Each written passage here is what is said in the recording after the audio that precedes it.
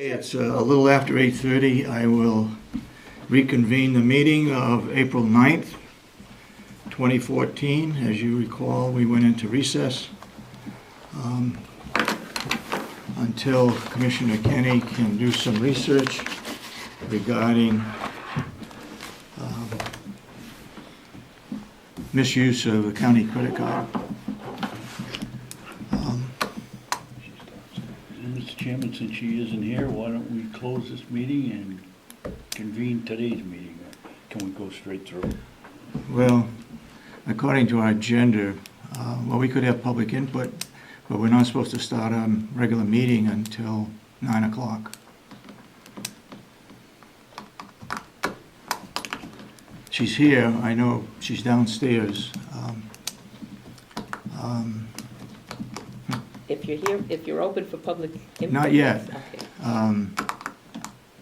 Well, if we're gonna close, if we're gonna go out of recess and close the meeting, the last thing we do in a regular meeting is public input. Okay, So we can do have that. public input here and then have public input again if you want. Okay, we'll have public input right now then. Go ahead. Oh, thank you. John White and I are here representing the Veterans Housing Project.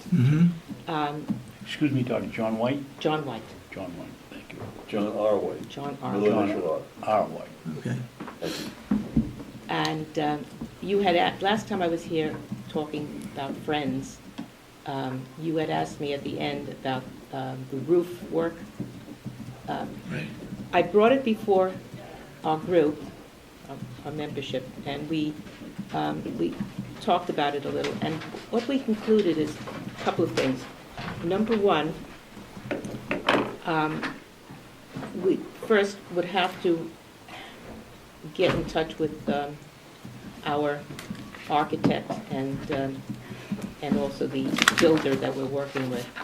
They would like, I'm sure, to get in touch with your people, whoever will be working on the roof, to see how if and how they can coordinate.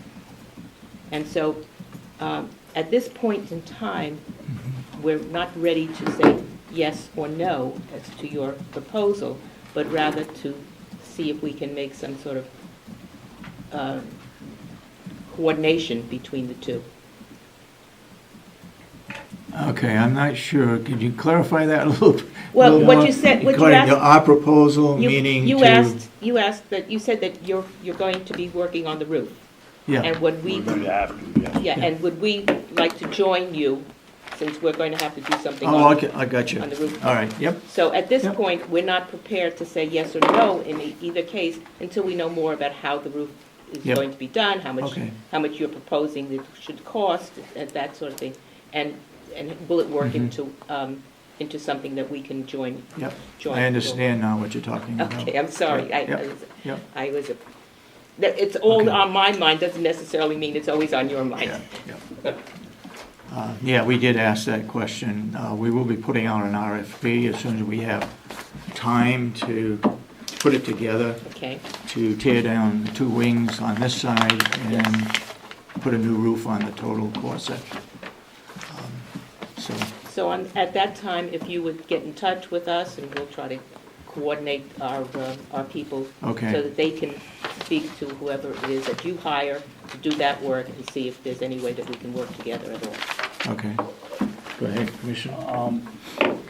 Mrs. Solomon, can you tell us or tell me or the board what your projection is from here? As you know, the delegation gave you 18 months to come up with a plan. They didn't say they'd approve it, they didn't say they'd disapprove it. They gave you 18 months to come up with a plan on a 7-6 vote, I believe it was.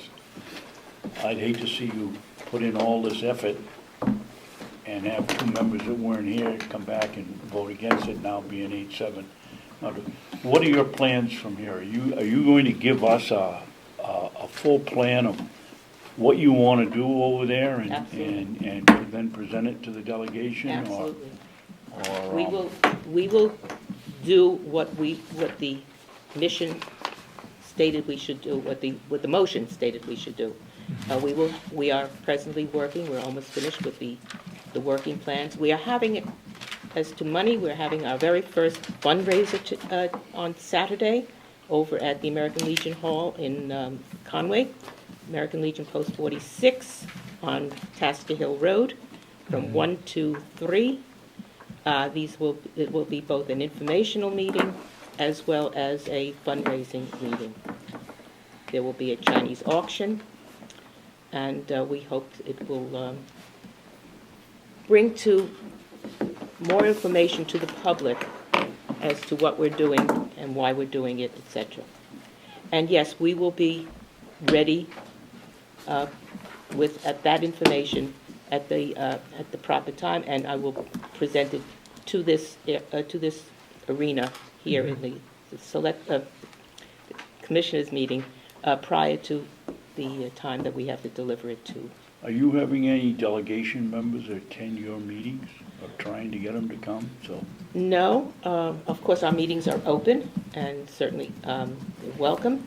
As a matter of fact, I spoke yesterday with Matt Scala, who is a representative for Senator Ayotte, and he will be at our next meeting. We have had Senator Jean Shaheen's representative attending our meetings on pretty much a regular basis. It's Chuck Henderson. So we do have open meetings, and certainly anybody, you or anybody else, are welcome to attend.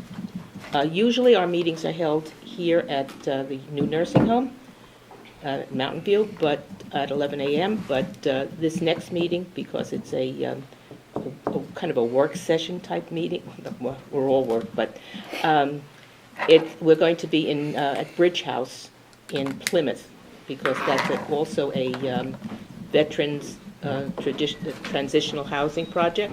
So we will be there to talk to the person who runs that project and to tour Bridge House. I also know that you spoke with Congresswoman Porter the other day, Yes, I did. because I went into the diner yesterday after going to the gym, and there she is sitting there having coffee with her husband, so I sat down and chatted, and one of the things I asked her if she could help look into funding not only for your project on the roof, but for us with the boiler and hopefully the cooperative extension. She said she'd talk to you, and I hope she's gonna have somebody get back to me or you or both of us. Well, I invite you to see her in person again if you'd like. She's going to be up at the Tasker Hill American Legion. I think it's May 1st, but don't hold me to that. I'll be glad to send you the specific information about that. Let's see if I have it in my calendar.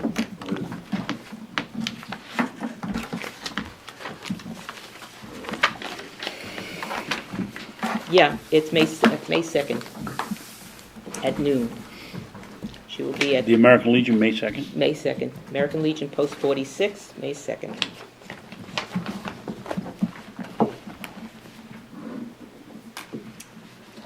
And Okay. I have You a have a question? question. Go ahead. Yes, you mentioned the meetings are 11 o'clock at the new nursing home. Is it on Wednesdays? Which days? No, Mondays. Oh, Mondays. It's every other okay. Monday. Every other Monday? Yes. Our next meeting is May 5th, but that, as I said, that will not be at Mountain View because of this change of venue in this case.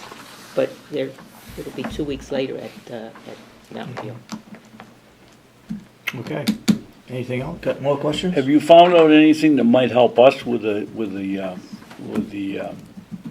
main core of the building? Personally, no, but certainly the builder, Adam Mitchell, and our architect, Tony Fallon, would be the people to talk to you about that. Okay. I'm sure they'd be more than happy to give you their input. My understanding is you're only going to use the wing, or the two wings, Yes.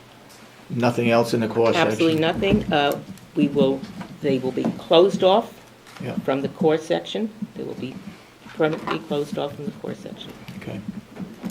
The only way in would be through normal doors that are done, Mhm. and anybody could get in. Okay. Any further questions? If not, we're still in public input, so anybody who wants to speak can speak. We will have public input at the end of our meeting today. Yes, Mr. Brown. Did you get the proof that you were looking for, that you went into recess about? We don't know yet. Commissioner Kenney was not here when we opened up our meeting. We will go into it. You got, Yeah. all right, because, I read an article, I think it was in the Conway Daily Sun, from Commissioner Babson stating that apparently he's seen some proof that you did pay it. Yeah. Well, I was sitting here one day when you were waving your checkbook, saying, I brought my checkbook today, I'm gonna pay it today. So where's the proof that it's actually been paid? I have my bank statement and the canceled check with me, if you care to look at it. And that's, But I'll leave this up to Commissioner Kenney to do that. and that's one instance? That's What about all. the new, I believe there's a new instance that Commissioner Babson was referring to? No? I don't believe so. No. So there was only one time that you used it? That's right. But in the minutes, it says you've been doing that for years. That's not In what the it says. past, that credit card was used to pay for commissioners' registration fees at other national meetings. And that has since been stopped. I believe, and I can't, go ahead. Mr. Brown, let me try to straighten this out for you. Before you started coming here on a regular basis, there was a problem years ago with everybody on this complex having a credit card. And I was in the delegation at that time. Henry Spencer and I began looking over the credit card records, and it became obvious that there was a tremendous mess. Everybody having a credit card, everybody using it for everything they wanted. The poor girls downstairs paying on every one of these credit cards, a special entry, another check. At that time, the board, and I was not, as I said, I was a member of the delegation, they decided to get rid of all the credit cards and have one here, and David was chairman at the time, and they put it in his name, so that card is used all over this campus, so we get one account, we get one breakdown. Each one of them, with the exception of the sheriff's department, they all have their own because they're on the road all the time with hauling inmates. And so the reason that you've got to talk about two different things. We got a credit card here for the entire campus versus in David's name versus David's personal account. His personal account, he paid back $1,350 on June 22nd, 2012. June 22nd, 2012, it's right here. Hope that helps you. Well, then what's the effort of this exercise?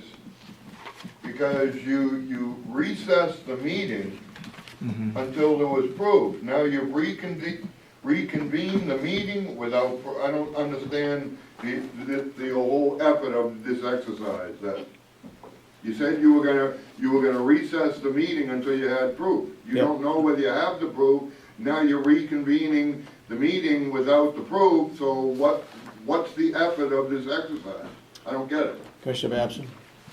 Unfortunately, we have other business that we've got to conduct. We've got 2 contracts that we've got to sign today. Hopefully, the accusation will be, and proof will be brought forward. But right now, Mr. Brown, we're moving ahead because we got business we've got to attend to. Okay. Any other public input? If not, could I hear a motion to adjourn our recess meeting? I will make a motion that we adjourn the meeting of April 9th. I'll second it. All those in support of the motion? Discussion? Any discussion? Seeing no discussion, all those in support of the motion say aye. Aye. All right. All Aye. those opposed, nay. You voted yes? Yep. Okay. The minutes show that it was unanimous that we adjourned our meeting for April 9th. Now, at this time,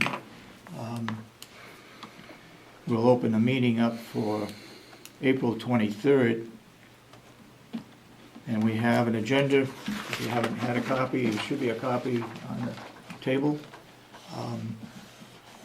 We'll have public input again, and then we'll have Howie Chandler, the nursing home, Rodney Gordon, Dominic Riccardi, the sheriff, Jason Johnson, Will DeWitt from the farm. We'll have a work session, and we have two non-public, one for personnel and one for a non-meeting with an attorney at 11 o'clock.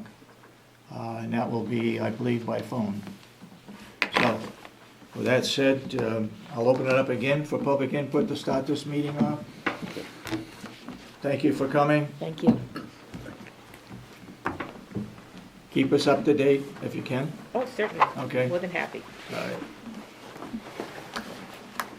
All right. Seeing no public input, we'll move into our regular meeting. Howie, you're on. Good morning, this good Wednesday morning. Good morning. Morning.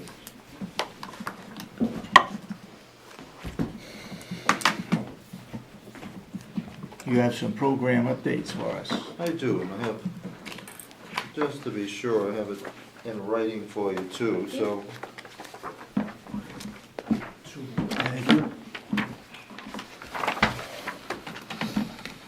One thing that I would add that isn't on the written part is, Becky and I met earlier today, and just wanted to kind of give you kind of first notice that we are having problems staffing at the nurse level.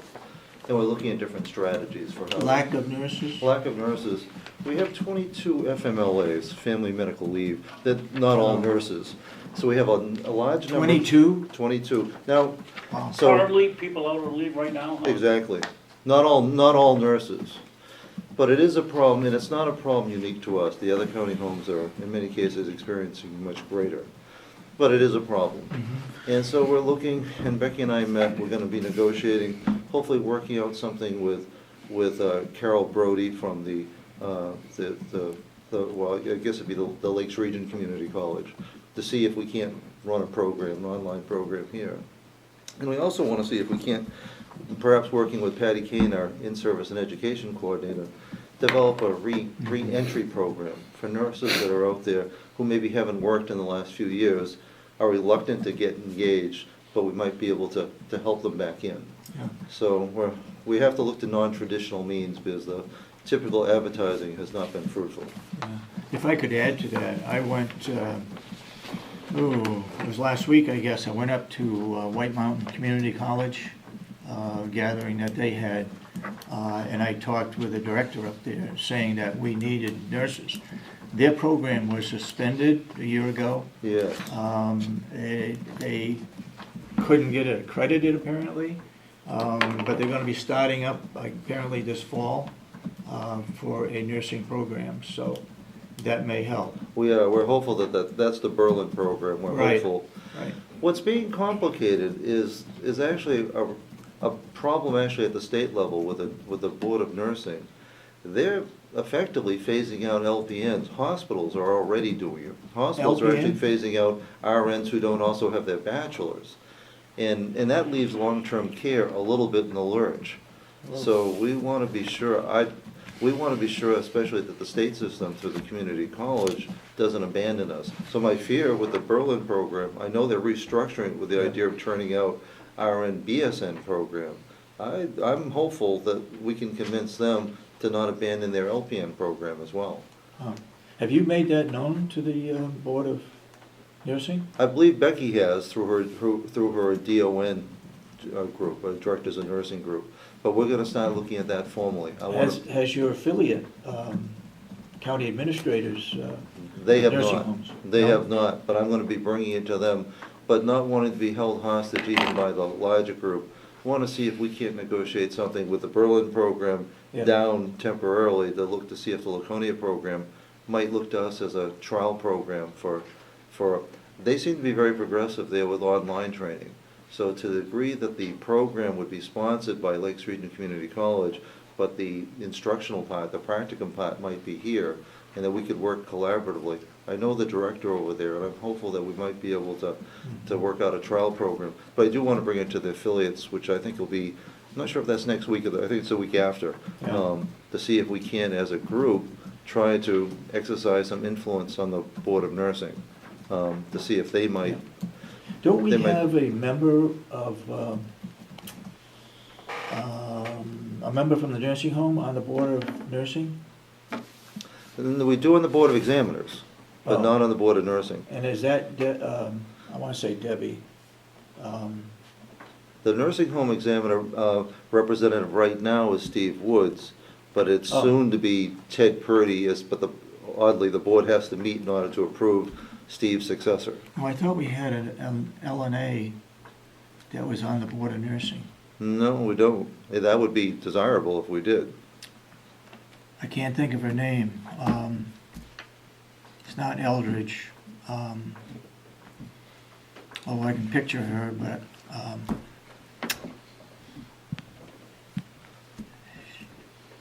she received some awards, state awards, regarding, LNA. Aaron Of the Higgins- year. Aaron Higgins was awarded a LNA of the year. Wasn't her. Anyway, okay, maybe I'll think of it. So, in the interim, what we do have is that, for the Oh, I'm first sorry. time in over a year, we've actually have Okay. had to resort to agency, contract Okay. staff. Go ahead, Commissioner. Oh, help me out. If a nurse allows her license to expire, what does it take? Do they have to go through a completely new recertification program? Or do they just send in $100 and $10 for being late? Or, and if it's simply a short 1 or 2 couple-hour meeting courses, could we hold them at the nursing home? Well, in fact, that's just what Becky and I talked about. We think it's more involved than just a few meetings. It could well be a matter of 2 or 3 weeks. And what we thought, as an incentive, especially where we're fortunate in having Patty, if we can get the Board of Nursing to approve that reentry program, we would charge outsiders coming in to take it. But if they chose to work for us, essentially as a tuition waiver, be able to waive the tuition so that it wouldn't cost us anything, but it would be a recruitment tool and an incentive for people to work for us, because if they work for us, maybe that $750 would be waived as an incentive for coming with us, but still giving us enough people, even if they worked elsewhere, it's not a bad thing. We're getting them into our place, and the road is long. At some point, they might want to come back, even if they temporarily go to Wolfboro Bay or some other place. So we've advertised for RNs, correct? We have. Have we advertised for part-time RNs to fill in the gaps when we're short? I believe so. I think the ad has been for, full-time, part-time, and per diems. Okay, But per diems are disappearing, and I mean, it's hard. We don't have very many benefited positions, so the advantage that the county typically has in the marketplace is for benefited positions. There aren't many of those available. We're trying to fill 16-hour positions and 24-hour positions, and that's hard. But for somebody reentering, we're hoping that somebody might want to start out with 16 hours or 24 hours. go ahead. Isn't there an association of New Hampshire nurses? And if there is, do you advertise through them to try to get people? Well, I think we need to expand that and perhaps even get more creative with our advertising, because we are a special place, so we don't want it to be, we need to get somebody, we're not going to attract somebody who's already working full-time elsewhere. We need to get somebody who wants to work in a very special environment. And so we're going to need to advertise, we need to advertise where people aren't looking. So it might certainly be with trade, but we also might have to get more creative even with print advertising, with newspaper advertising. Let's go back to my first question. Is there a nurses association? There is. Why wouldn't that be the very first place you'd advertise? You got a young mother that's 5-year-old that started kindergarten for a half a day and wants to work. Wouldn't this be the place that they'd go to to read, to try to find a job, Well, or? if we're not doing that, we should, because if they have a website, we want to be on it. So that's well taken. If we come down to an emergency in the nursing home, with the lack of an RN, can you talk with Jason? I believe we have an RN over at the jail. And I know he's going to LPNs rather than RNs. Correct. But, I mean, I don't know what the emergency is, you know better than I do. But maybe you should talk with him to see what the possibilities are of coverage. In fact, I know Becky has worked with corrections to the degree that we actually can share staff members, whether it's 20 hours there, 20 hours, but the ability of our staff to go there if they're in a jam, or Yeah, their I know, staff to I know, come, I know. neither is in a position of being able to leave their post, Yeah. unfortunately. But to the degree that we could jointly hire somebody, it's always a good But idea. I think with the jail, I think they can get by with LPNs. We can too in many cases. You can? And we would be happy, we do need to have at least one RN on. In all things considered, we prefer RN, but an LPN who's well-trained is certainly suitable as long as there's at least one RN on duty. Do you know of any LPNs that would like to become RNs? No, in fact, what we're actually trying to do now is to encourage our M&As to consider being LPNs. Oh, That would provide us the biggest help.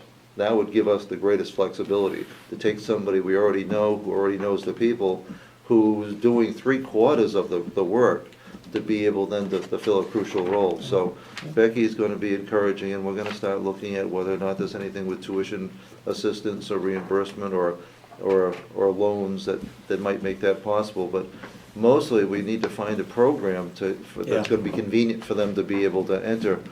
Becky is very excited about the prospect of them possibly being some online programs that might meet that need very nicely.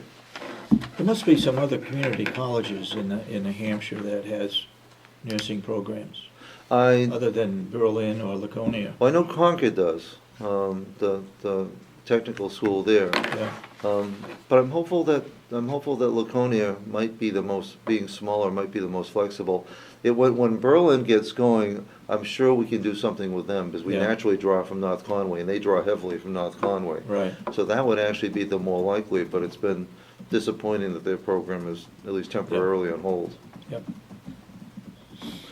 Okay. Other things that I have for you is that our census is at 100. Sadly reporting to you that we've lost 2 residents. We've actually had quite a good stretch without losing residents to resident deaths, but we've lost 2 this week. Garden Way is the name of our new philosophy of care, and you'll see in your packet both the beginnings of a handbook and the minutes from the two most recent meetings. We're meeting weekly, and it's a different kind of philosophy. It's not going to radically change what you see, but it's going to change the focus of things considerably. And I bring this to you just so that if anybody, if you hear about it, see about it, that you'll have the chance to read it if you want to. And what it is, it's resident focused. It borrows heavily from the greenhouse, small house, the Eden alternative models to create something that'll be uniquely Mountain View, though. And Mountain View is perfectly suited for it by both architecture and philosophy. We have a dedicated staff that already embraces the concepts. And the first 2 meetings have been wonderful. We have another meeting today at 12:30. What it really is doing is we have the benefit of having 8 households, 4 mountains, and when you only have 13 residents in a household, we can get very specific about the care, the activities, and how things happen. And so we're essentially trying to become, the nursing component will be more as though it's a visiting nurse. We're still gonna be clinically sound, but this is the home for residents. It's not a hospital stay. It's a home, so we want to focus on the social and lifestyle-driven part. And so there'll be some interesting changes that I think that you're going to see. The staff is very enthusiastic about it. We're experimenting with just Green Mountain right now. So we're doing this is a demonstration project to work out all the bugs, with the idea that once once that's up and running completely, that we can roll it out to different households and neighborhoods and mountains as they come along. A question on that. I just read quickly something about supervision. Correct. Your, where did I read that? It's gonna be self-managed work groups. I guess I'm concerned about evaluations. If they don't have a supervisor, then who's going to evaluate them? Well, they will have a supervisor, but in terms of structuring their day-to-day, it's gonna be the team of people who are most directly working with the residents that'll structure their day. Their evaluation process will be very similar to the way it is now, with one important change. They'll be doing kind of team evaluations of each other, so that there'll still be a supervisor. The nurse is still their coach, but not the quarterback anymore. Truth is, that hasn't been the case. The nurse's role in a nursing home is so tied up with the clinical aspects of care, the documentation, the assessment, the medical management, that he doesn't really have the time to supervise, so we've really had the absence of supervision.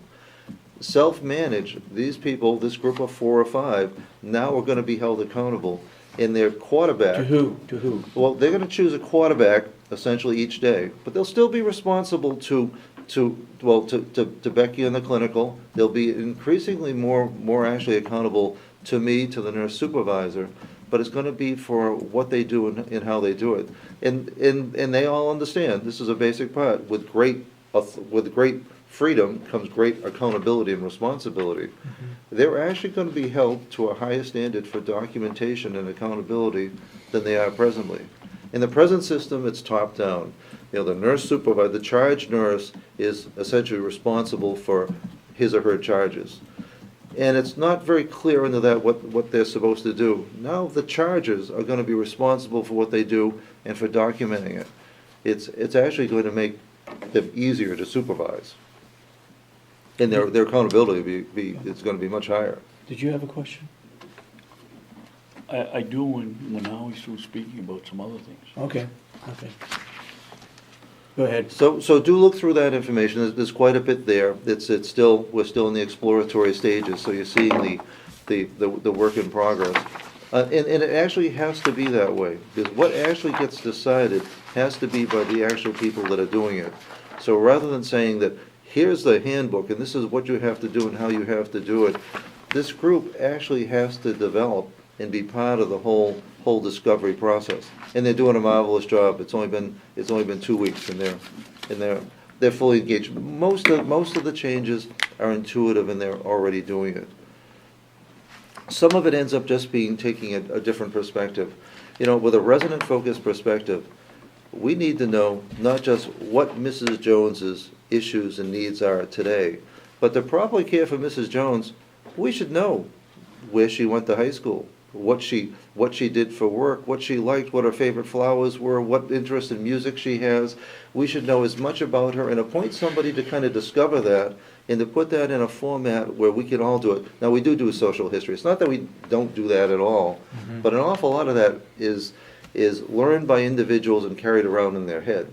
What we need to do is to find out, well, if this is what Mrs. Jones' past history, if she loves swing music, we can't wait for her to ask to hear that. We need to be creative enough to see that this is something we might want to introduce as a program.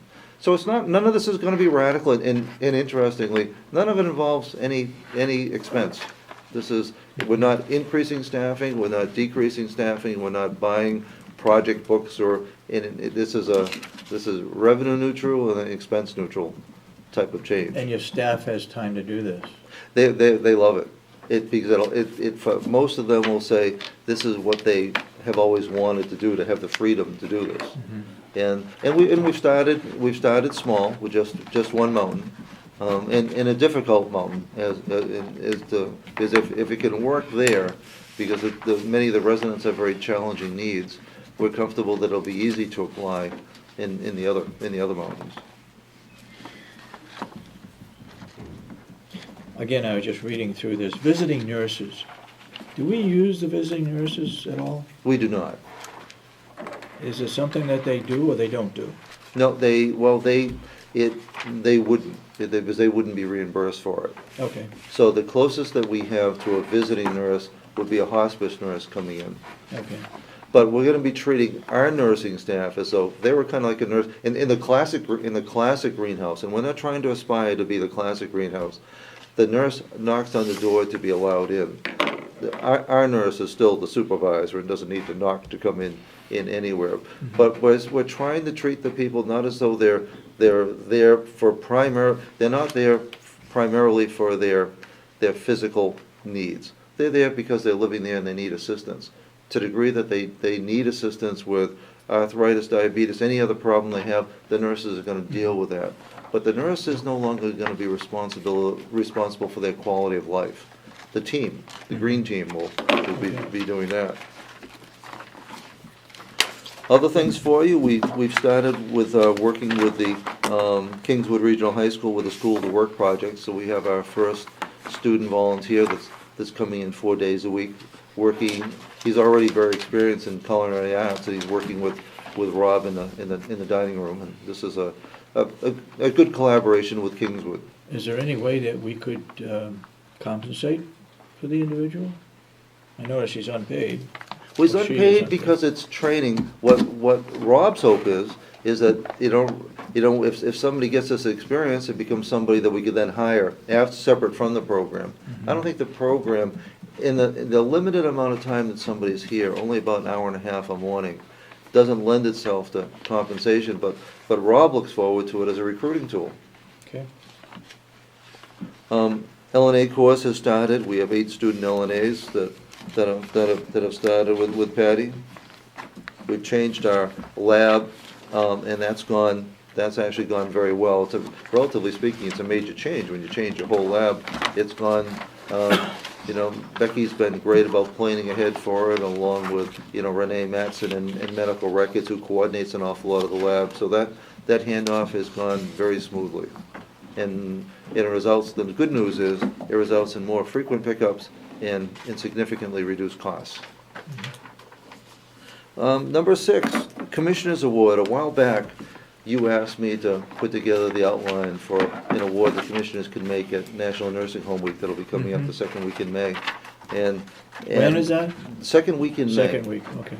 And so just wanted to confirm that, and with your approval, we'll put together the plaque and awards information that's needed. We are, and that's tied to number 7, National Nursing Home Week. We are doing recognition differently this year. Instead of breaking down Nursing Home Week and having Nurses Week, LNA's Week, Activity Week, Dining Services Week, Building Services Week, and Housekeeping Week, we're doing everything during National Nursing Home Week so that everybody will get recognized properly, equally, and well. In the heart of that will actually be the presentation of the Commissioners Award, so as well. There is attached a contract for Train. Train, TRANE is the group that has for the last 2.5 years been servicing the HVAC equipment, which is the heating, ventilation, and air conditioning equipment. That contract's attached. They have agreed, Bob's negotiated with them, and there's no increase from the previous year, and which is remarkable these days. The amount of the contract is $15,912, and so it is my recommendation that the Commissioners move to waive going out for competitive bid and to approve a 1-year renewal contract with Train Building Services at a cost not to exceed $15,912, which is actually before potential discounts for prompt and prepayment.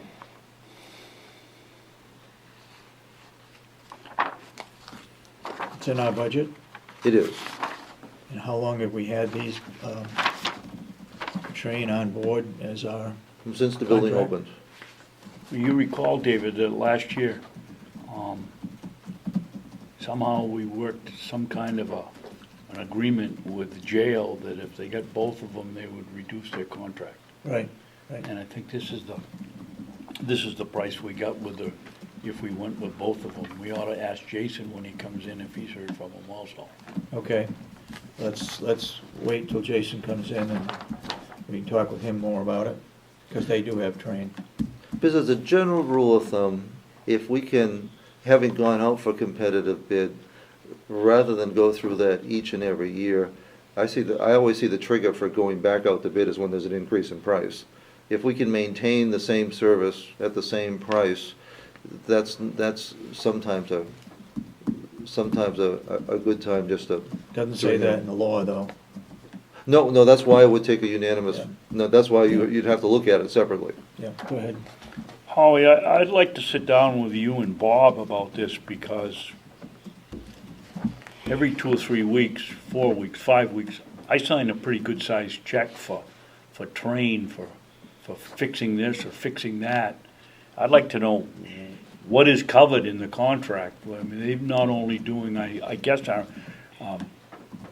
regular maintenance, but then they turn around and charge us for other work. Is that true?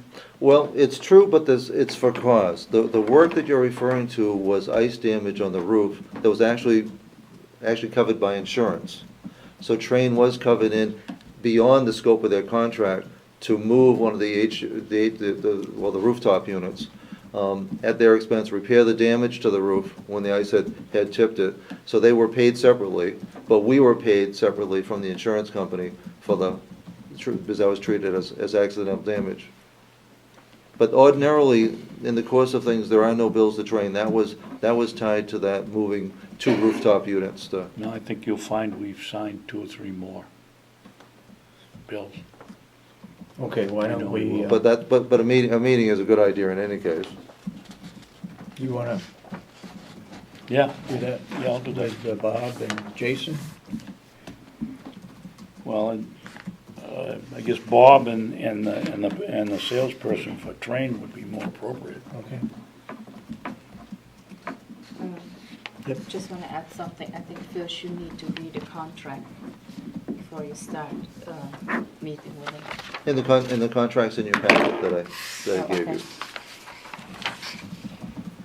Okay, Golf cart, through the generosity of and giving you prior notice, actually, this goes back to last fall, but we received a donation from the Bald Peak Foundation to get a golf cart, which we have received, and we've also received notice that we're going to be receiving another donation for a specially modified trailer that'll be connected to the golf cart, that'll allow wheelchairs to be able to be used as well.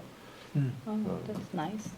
And we also received another, in order to make the golf cart possible, we also received another $1,800 donation. So we're doing well on the donation front. now this is specially for golf cart.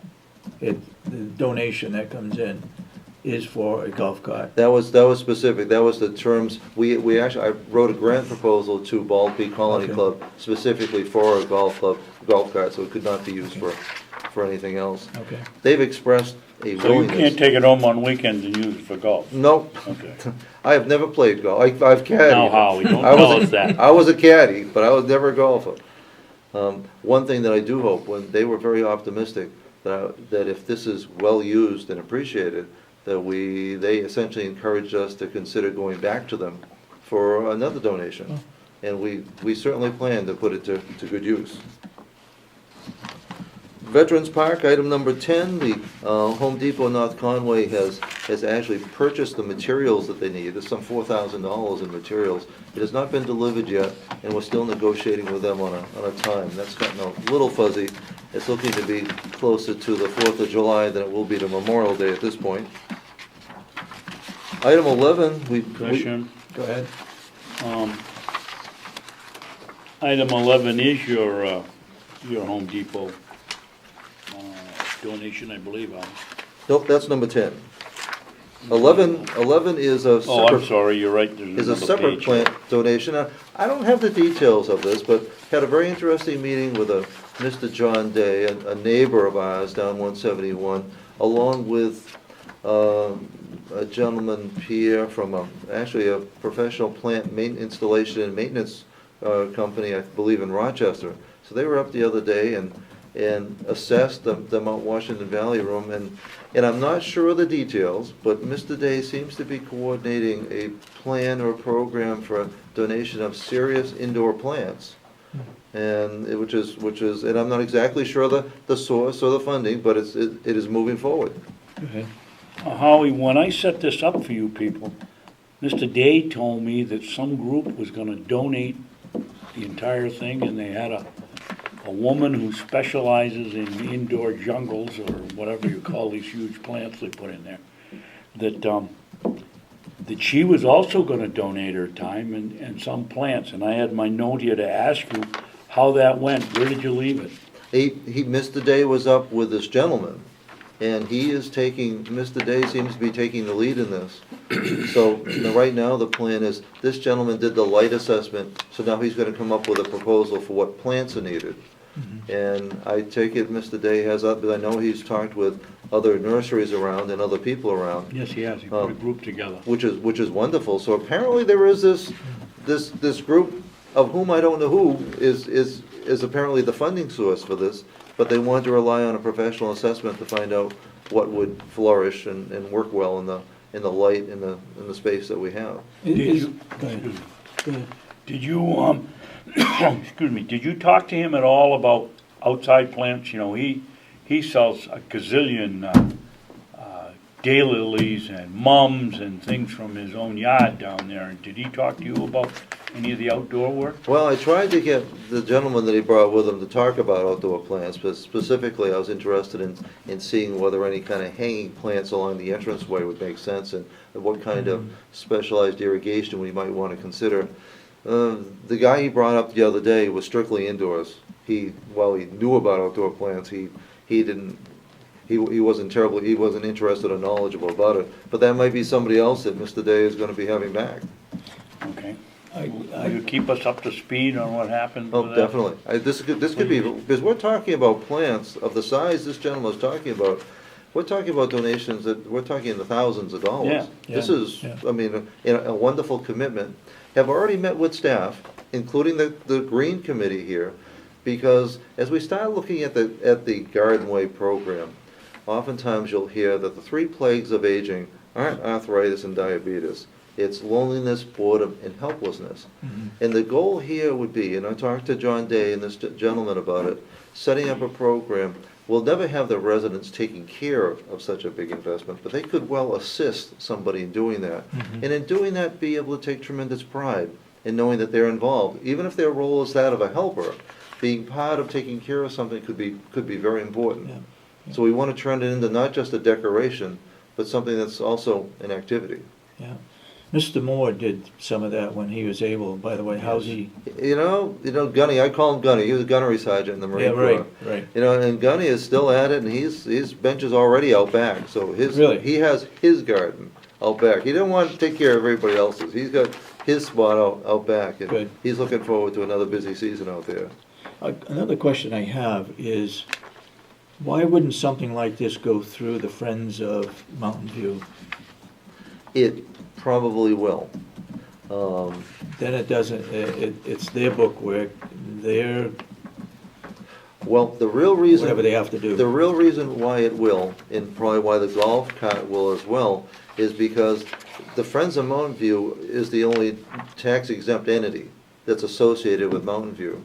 So if somebody donates money to the county, they can't donate to Mountain View, they can donate to the county, it's not tax deductible. If they Right. donate to Mountain View, even if it's for a specific purpose, case in point, the flagpole Yeah. donation wasn't to the county, it was to the Friends of Mountain View, who then wrote the check for Right. it, even though it was with the commissioner's knowledge and blessing. Yeah. And that seems to be, and they're a wonderful group.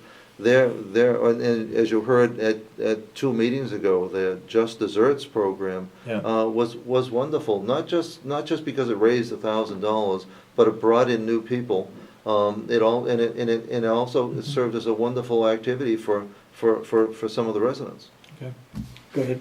When Mr. Day called and I talked with him when he called here, it was my feeling, Dave, that we ought to start with Howard and Bob Murray to see if we could even do it before we went to the Friends of Mountain View Nursing Home, I would hope that somewhere along the line it would be moved over and be their responsibility, but it wasn't for me to say, yeah, bring in your rubber plants and, Yeah. Yeah. palm trees and. And Go Bob, ahead. and Bob joined me in that meeting the other day too. Have you had any discussion on decorating or planning the outside of the nursing home? It still looks barren. You go around the back side of that building and Yeah. it looks like the eighth hole without the green. Well, we get two major areas. We have the outside, the part that you're referring to, but we also have the courtyards. Yeah. And in the courtyards, there is, as I understand, a commitment on the part of the commissioners of some $20,000 in funds that have not been paid for landscaping. So we are looking at the courtyard, and there are only two, and I don't think that's gonna need a lot of money. But there's also a major project that we'd like to do out back, which would be to create a spot for a pavilion, which actually all we're looking for at this point would be about a 20 by 40 foot pad of concrete, 6 inches thick, so that it could be built on. And we got some preliminary pricing, and there seems to be some general interest. You know, we've met with both the architect, we've met with Wayne, because we need to be sure that it's situated in a way that doesn't create problems. Because right now, even though we have this wonderful area, we don't have an easy way for residents to get out, except with a golf cart in the front walkway. So this would become a large back patio. Now, that would be the anchor, and based on that, then we would be able to develop where the appropriate planning should be. Is that, didn't we have something like that at the old nursing home? The front gardens at the old nursing home are wonderful, and it was a walking Yeah. through. and- Wasn't there an overhead type? Well, there were trellises and pagoda type things. Yeah. And all those are things that we'd like to bring over along with the swings. But you have to start with your anchor piece, so you know where the other pieces Yeah. will fit. So I'm hoping to dust off that proposal, because I think part of it was to ask the commission whether or not looking towards the $20,000 you have for plant material, but possibly looking to the Doobie Fund for the $20,000 for the site work, for the preparing the spot, the walkway, and the concrete pad. Okay. Howie, please keep in mind that at some point we've got to take down at least 2 wings in the nursing home. And there'll be bulldozers and backhoes running.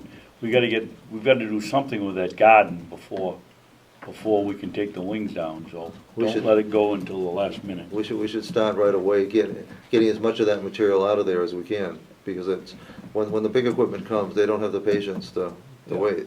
Yeah. Well taken. And in the spring is a good time to move them.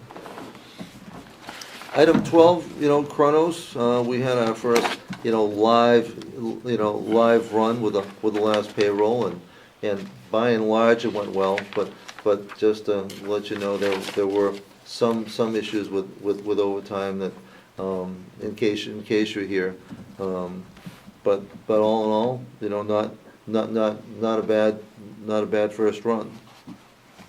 I hope you explained to the staff that this was a first run and that we did think we'd have some problems that have to be ironed out, so hopefully they'll understand.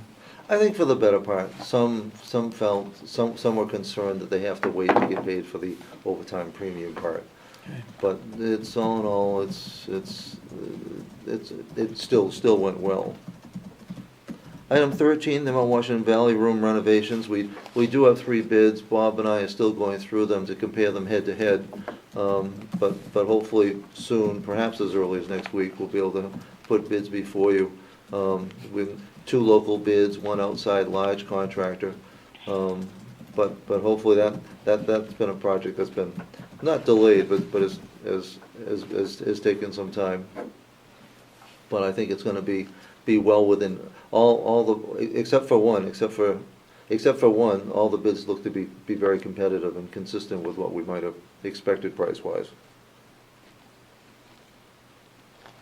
And the last item, 14, is a chance to thank, Will and Wayne, along with Jason, who makes available his his Yes. guests, detainees. Because, you know, it was a difficult and miserable winter, and there were issues and problems, but they were always there and willing. For as difficult as it was, they got the job done, and it's very much appreciated. Go ahead. How, do we have any problem in the winter with the ice heaving the sidewalk and the curb? We have two sets of problems. I guess the answer to the question is yes then. Yeah, well, the question is actually yes, and this year, last year we saw where the walkway was rising above the curb, Yeah. but this year we also found a couple spots where the sidewalk was rising relative to itself. And so we had, which is why you'll see cones out there. People negotiate stepping off the curb, okay, even though there's a big difference there, but it's the small tripper when we had different portions of the sidewalk. We expect that'll settle down, because this has been a very unusual year, just witnessing the roadways. Now, we did have the engineers, architects, we had everybody up to look at this, and there is no easy solution. No. And there is nobody that will stand behind it. Our first goal was to get engineers, architects to stand behind it. No, it was actually well-designed, but civil engineers never guarantee their work. They guarantee that they'll make every effort. The only solution would be to keep water from going down there at all. And you know, the solution, as the architect says, it would have been easier to fix if the whole nursing home were a foot higher, which Yeah. would have cost, it doesn't sound like much, but that would have cost a tremendous amount of money. So that was a strategic move at the time. So I'm hopeful that the biggest problem might not recur. The sidewalk right at the curb part, that's proven that it's gonna be long-term. We don't think that's ever gonna be right. Yeah. We're not gonna get dinged by the state or the federal government when they come for an inspection? No, it's not, it's not a hazard. So it's, and while it's temporarily a hazard, we've marked it appropriately. Okay. Okay. The other issue that the affiliates are working very closely on is the Medicaid managed care. We now have essentially, and we had a good meeting with Secretary of Health and Human Services, Nick Tukas, Commissioner. last week. But and he's been flexible, but at some point, the present delay that he's agreed to with phase 2 is gonna come into play. And the implications could be significant for us. And what, you want to clarify phase 2? Phase 2 hits nursing homes. Phase 1 hits doctors, phase and providers. And what will that do? Well, right now, our Medicaid goes through the state. The Okay. state pays our Medicaid bill. Yep. This time next year, there could be 3 private companies that we have to go through. It Oh, will not be right. the state. Yep. It'll be Yep. 3 managed care corporate Yep. organizations, each of whom will have different rules. Yeah. And the resident will have the right to choose or they might already have it when they come in, can choose. And a lot of those companies require pre-authorizations. And so what's already difficult could become unmanageable. Well, looking at some of the other county homes, the larger county homes, looking at adding staff members just to deal with this, I think that might be a little premature and a little overreacting at this point. But I don't want to minimize the fact that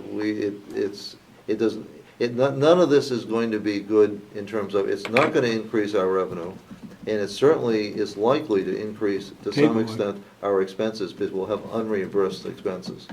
So it's going to be a challenge coming up this time next year.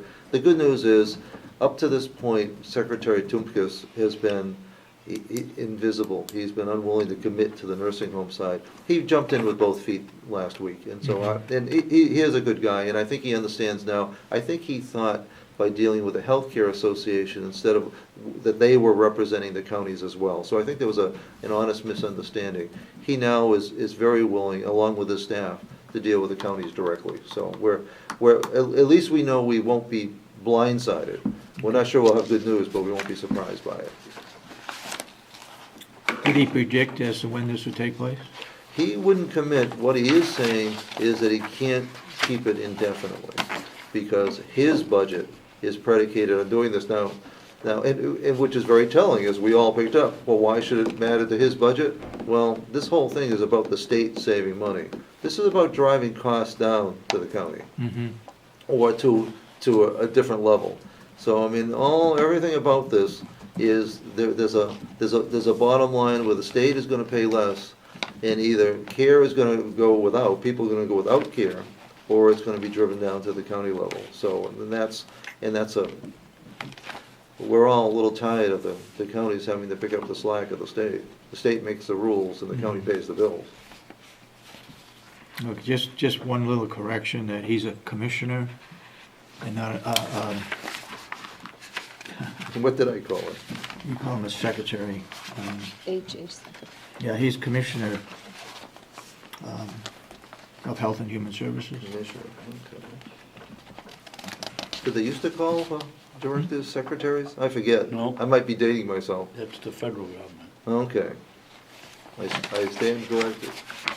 Okay, But I think that is all that's going on of a, sounds like an awful lot to me. it's a busy place.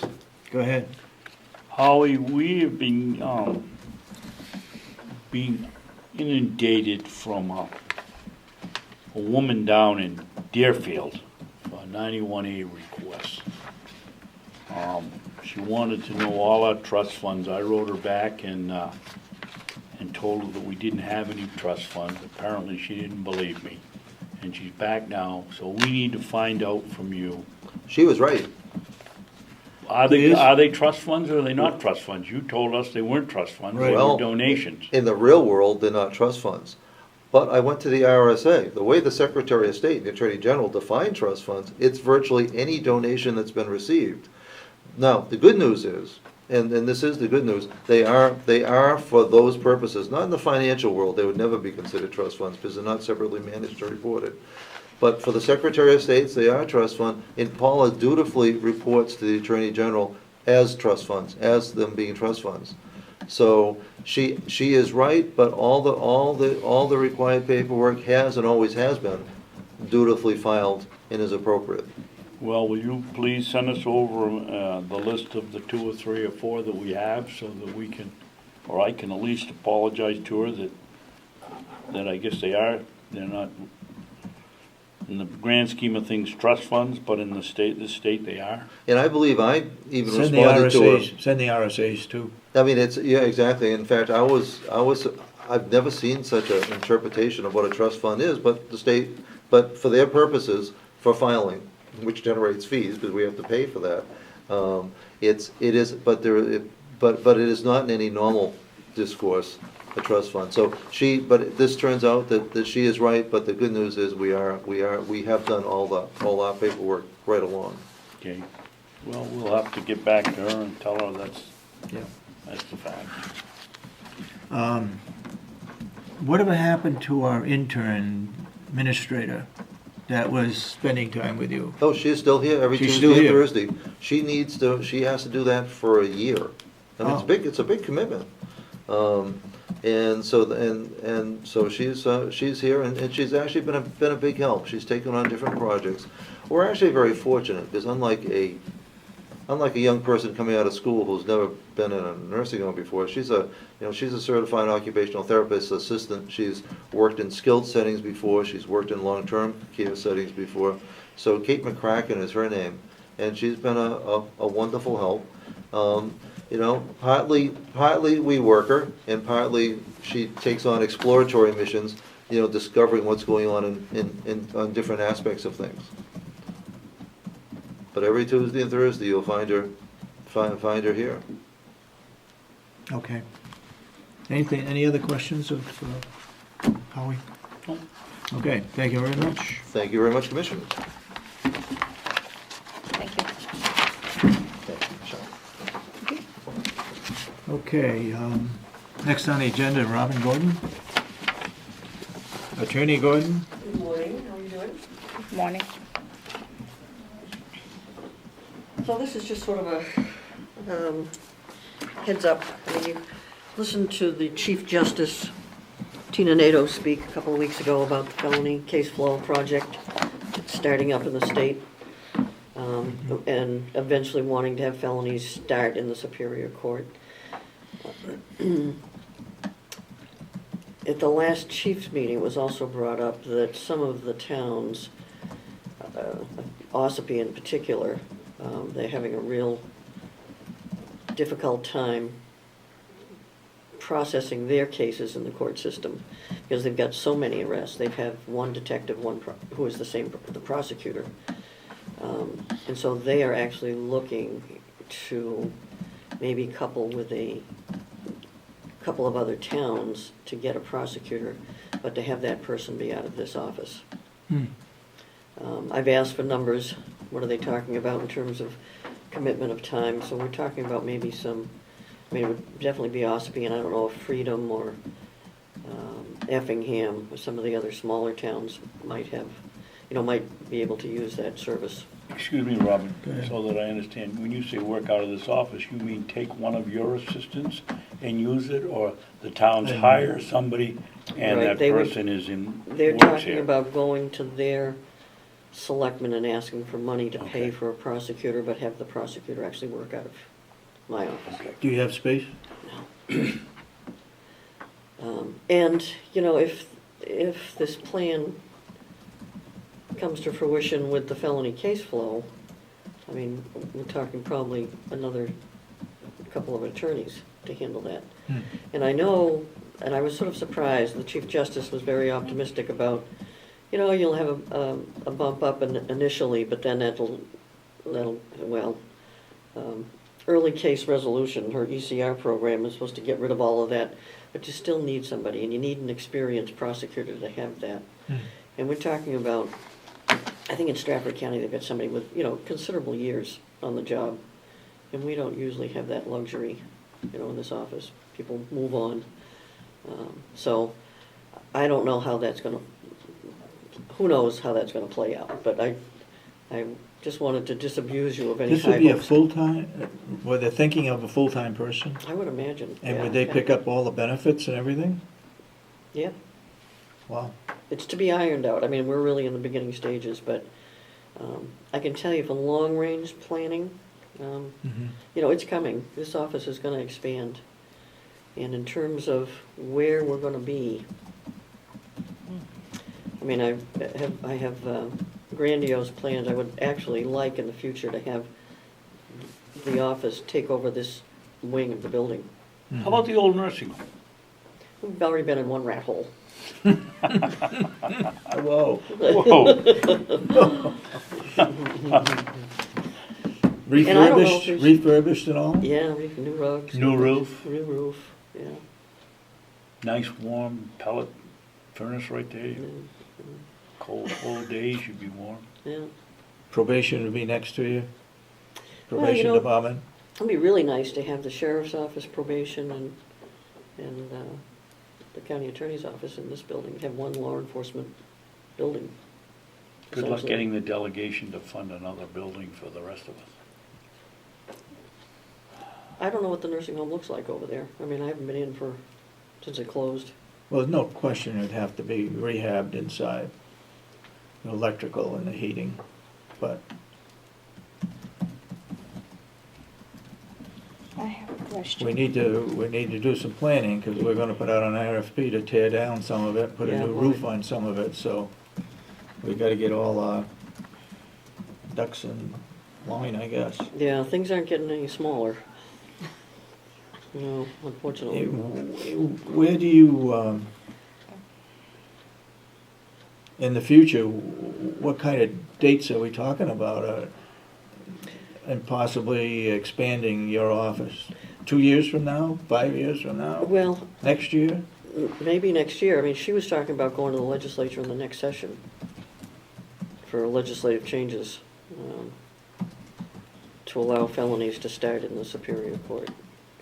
There's a lot of issues. I mean, the Grafton, Coos, and Carroll County, they're so huge that things that'll work in the southern part of the state are not gonna work up here. I mean, so there's gonna have to be some individualized sort of plans on how this is gonna work. I think there'll be a huge umbrella, this is how it's gonna work in general, but specifically for each court. You know, I mean, Coos and Grafton, and, I mean, having somebody come from Bartlett to a probable cause hearing in Superior Court, you know, that puts a huge strain on law enforcement and coverage in their town. Yeah. So, I mean, there's a lot to be worked out, but I mean, we gotta start planning for it, because something's coming in some form or another. I'm sure you do, but if I was one of these towns that was having problems, I'd say, why can't the county attorney and all her assistants handle our cases? Hopefully you've got all the documentation that would show that they're right out straight.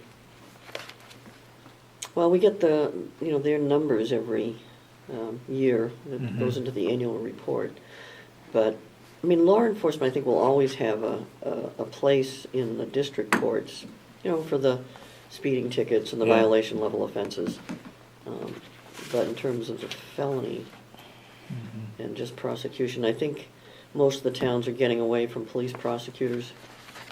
And we have, I mean, Wakefield, Wolfboro, and Conway all have attorney prosecutors. Yeah. They don't have the authority to deal felony level cases, but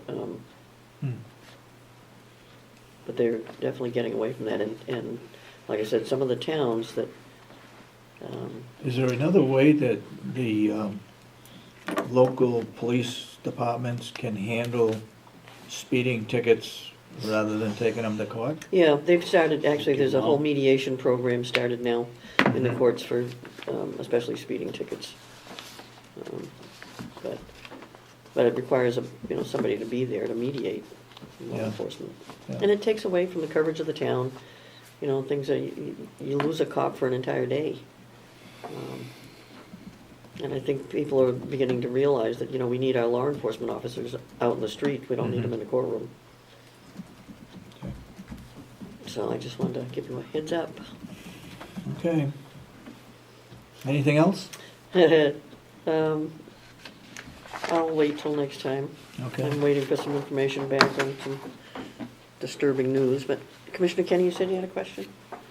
Oh, yes, I had a question. You're talking about expansion. How many attorneys do you think you're going to add? Yeah, I don't know that at this point. And it's two separate issues. I mean, one is the prosecution in the district courts for a couple of towns. And then the other piece is attorneys that will be handling the felony stuff. So, you know, 2 or 3 maybe. Okay. I know. It would almost double the office. Go ahead, Commissioner. Robin, could I ask you to go over, pretend it's not a rat hole?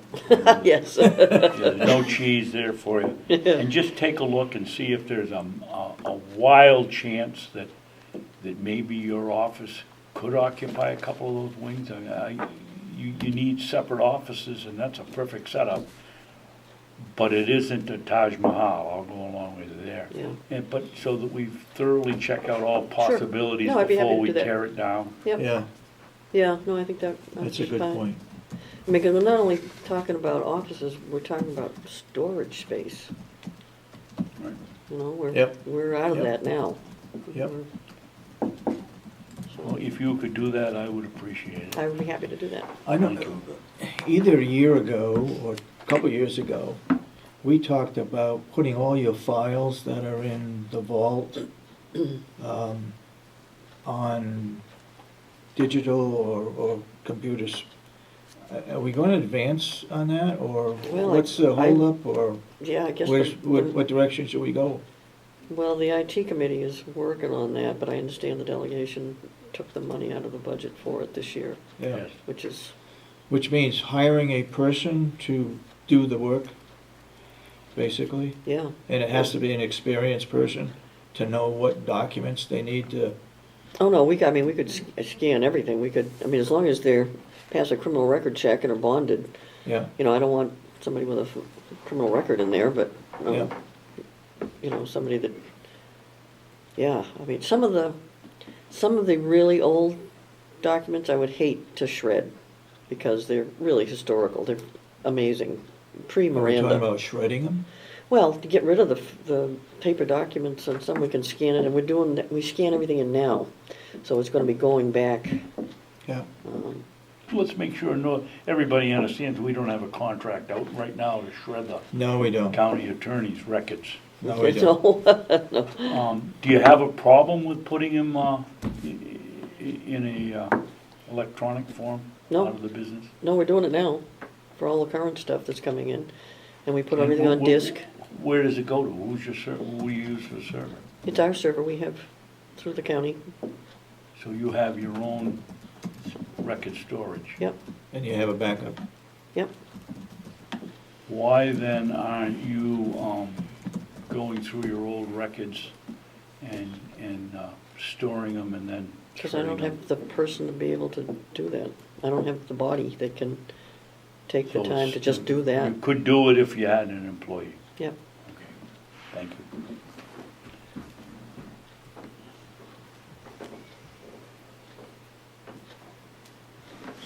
Okay, I had a question, but I can't remember what it was. Sorry about that. I'm around. Okay, thank you, Robin. Thank you. Dominic?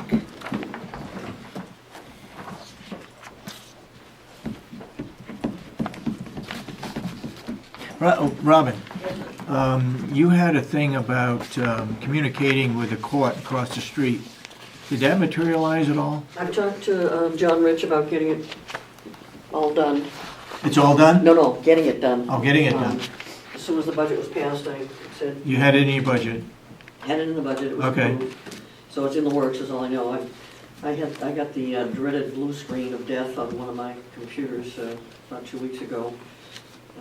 And he's reformatted it, and I expect to have it back today, and I'll touch base with him and see where I Okay. where All right. it's gonna happen. Sorry. Good morning. That's Good okay. morning, Sheriff. Morning. This is the U.S. Forestry agreement that needs to be signed by one commissioner, but it was all discussed through the budget process. It's the yearly contract that we provide the security for the Kank patrol. Did we budget for the full amount? Yes, I mean, I think I budgeted for 12,000, it's actually 12,095. So, Sheriff, is that why you have change of funding box checked because you increased it by $95? No, Is these that are a local documents, amount? these are documents they sent us. So last year it was 12,100, so I'm assuming it's $5 short from last year on their end. So I'm sure that's why they've checked that box.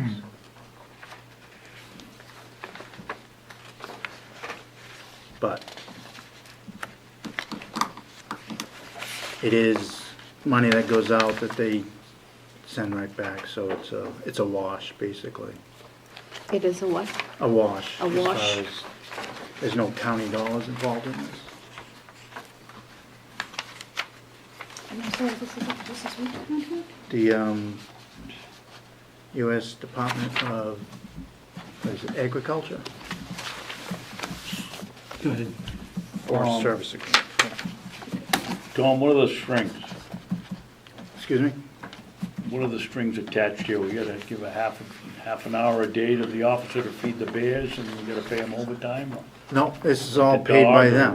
what do we There got? is no strings as far as, we provide, as we have for decades, security to the Route 112 Kank area and Route 302 Harts area, and across the Bear Notch, which is all involved in this detail.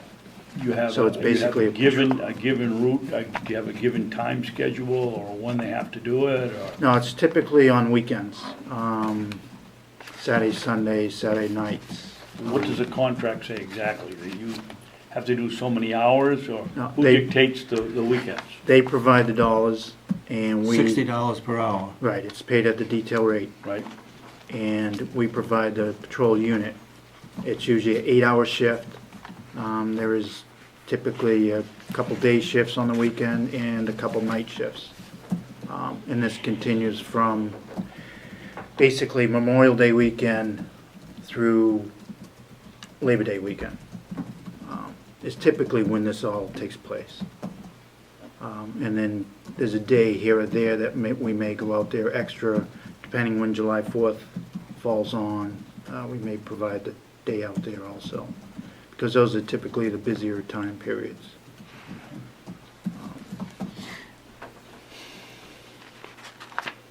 You don't, I've been over the Cank many times, but do you patrol the whole Cank? No, up to All the way to Livermore. Lincoln? Up to Livermore. In the courts, the statutes have allowed Carroll County to write tickets in that area, because it's not in Carroll County. Yeah. It's in Grafton County. Okay, So, but there is legislature that allows us to write the tickets in that section, basically up to the height of land is where we go. okay. And the Conway Court hears those cases, so that we don't have to travel over And that's the other in side. New Hampshire RSA's? Yep. Dom, are we still in a situation, I can remember when I was on the delegation, that they weren't paying us. You know, you work all summer long and they weren't paying us till November or December or whenever, January. Are they paying us on a Yeah, monthly basis yeah, now? yeah. We're This is not a- carrying them. Yeah, I didn't have any issues last year that I know of, so. Okay. It's a reimbursement type Yep. thing, right? Yeah, we pay during our pay periods and then bill them, and they're But I can pretty- remember sitting here, there was discussions that they weren't paying us Yeah. for 4 to 6 months, reimbursing they- us, and we don't wanna be financing their responsibilities. Do I hear a motion to authorize a commissioner to sign the contract? Yeah, so moved. It's been moved. Do I hear a second? Second. Motion been made and For seconded. discussion. For discussion purposes. That we sign the contract for the sheriff's department to patrol the Cankamugus Highway. Any further discussion? Yes. Go ahead. Dominic, you're not the one giving out the tickets for people that haven't bought their parking tickets to stay. It says parking areas here. No, we patrol the parking areas. Well, I'm asking you, does We- that include giving tickets to the people that We don't may have the stickers cite, on their car? we may cite the town of Albany parking tickets as far as parking in restricted areas.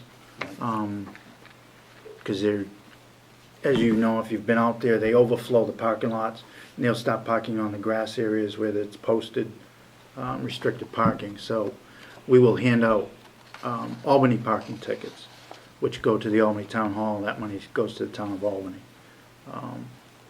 But we don't issue federal parking tickets for the The person parking that lots or hasn't, anything that like that. hasn't paid Right. that. Right. On a special enforcement situation, what are certain group gatherings? Special enforcement situations includes, but are not limited to, fire emergencies, drug enforcement, and certain group gatherings.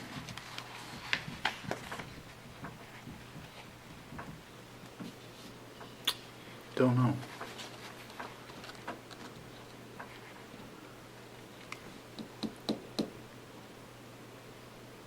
I mean, I know they run a couple bike races up there, but we're typically not involved in those. The town of Albany has gatherings at the barn out. But what would you be, a special bike ride, We're not. you're not gonna go out and use one of the trailers and load the bikes up and bring them back? No, no, here no, to no, them? no, the only Are reason they that. just rowdy groups, or? No, the only reason we may be involved in that is for a safety issue as far as just monitoring traffic with the bicycles, because if you've been out there during that, it's a lot of bicycles. But unless they call us specifically for that, we don't plan on being out there. So I know that bike race has been posted already, and I haven't heard anything specific to provide any patrol out there for that. There's several people that use the river for kayaking in one particular location. I believe it's on the Albany or Conway side of the Cank. So you would give parking tickets to them if they were not parked in the proper area. Right. Okay.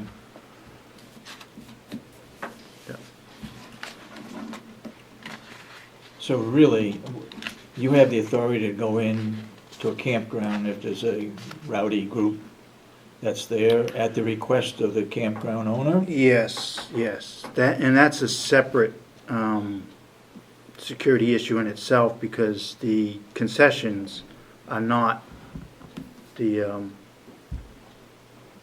same group. I mean, they're privately run, the concessions Okay, in the yep. campgrounds. Yep, And they also contract us for 4 hours of night patrol. But that is not in this where does that show up? detail. That shows up as details coming in. As far details? Yeah. Under the budget for Yeah. revenue? And those are 4-hour increments from 9 to 1, because quiet time. Mhm. And we walk around with the host, basically. Here's the answer to my question. Unanticipated which typically include very short notice, large group gatherings such as rock concerts, demonstrations, and organizational rendezvous. Which we haven't had in years that I know of, so, The rock concert or the rendezvous? anyway. Okay, any further discussion? Nope. Seeing none, all those in support of the motion that we sign the agreement, say aye.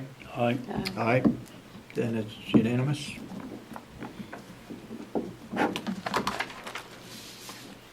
Do we sign 2 of these copies, or are we all signing just the same one? Well, only needs 1 signature, but all 3 copies need to be signed, and there's 2 signatures on each copy, or 2 spots.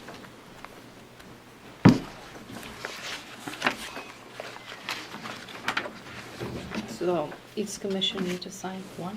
Is No, that what you're only one saying? commissioner Only needs to- one commissioner right. signed all 3? Yeah. Because it said commissioners. Open up.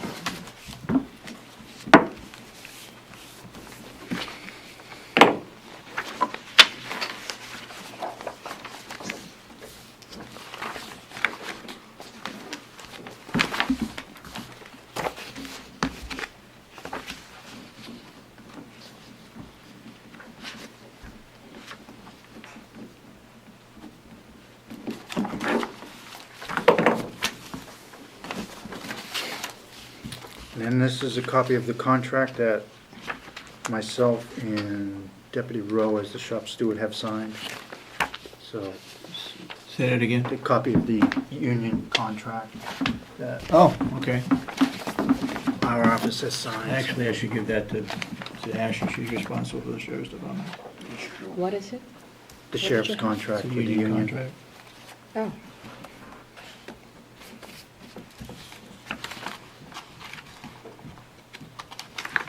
And I can So, leave that with Yeah, you. first I have to read it. No, I can leave that with you, and then you and the attorney can sign off on it.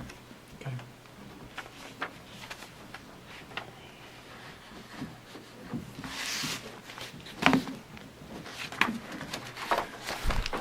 Okay, That'll be it. are we all set? Yep. Thank you very much. Thank you. Thank you, Don. Thank you. Okay, Jason?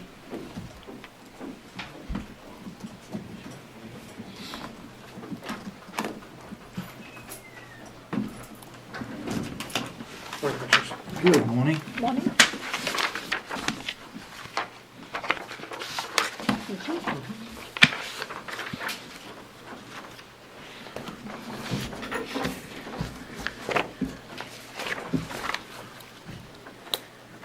We had a total population this morning of 53 in-house, with 4 out on electronic monitoring, 7 transfers, 0 weekenders, 0 out on pretrial release, total population of 64. This past weekend, some of our female offenders worked with Rob in dietary. He had shipped down potatoes and green beans, and our female offenders Grafton? no, well, I don't know where he got them. Okay, okay. But anyways, they prepared them as far as prepping them in our kitchen in the facility. We're doing In your, I'm sorry, I keep asking questions. In your facility or the Mhm. nursing home? In our facility, in Your our facility, kitchen, okay. yep. He has supplied us with a vegetable, potato peeler. It's a machine that has some like sandpaper type product in it. And they can process, I want to say like 100 pounds of potatoes inside of like 20 minutes or something to that effect. He has expanded that, and like I said, we have done green beans this past weekend, and the product was great. He appreciated all the help that our offenders were able to You offer. being an officer in the Air Force probably never saw a potato. I peeler. peeled potatoes when I was in Less- basic training. Less fortunate, Didn't worked these appreciate it. machines for Have to- quite some time. Go ahead. Last week, we met with Northern Human Services because of our contract has expired. So we're operating on a contract that we need to renew. And based on our conversation, we're actually going to get a rate reduction. For all intents and purposes, we're basically subcontracting out one of their employees, and we're getting him for 14 hours a week with a flat rate of $2,500 a month, which will actually cut our costs almost in half of what we had spent over the last couple of months. Is that gonna be sufficient enough time? What's that? 14 hours? Right now, with what we have going on, next year, I'm going to ask to increase that to 24 hours. There'll be a little bit of an increase in contractual costs, but I think with what we have going right now, it's sufficient. The Securus contracts, have they been approved, signed, and ready to be shipped out? Which day? Securus and Arconics, it's the telephone system. We have to vote on that, David. Yep. You accepted the I bid? think we reviewed it, and I think we had enough information to do that. Okay. I'll make a motion, we accept the Securus contract. Do I hear a second? Do you have the contract with you? Yeah, I have a copy of it. Oh, okay. Second? Okay, motion's been made and seconded. Any further discussion on the contract? All those in support of the motion, say aye. Aye. Aye. All those opposed, nay. Then it's unanimous.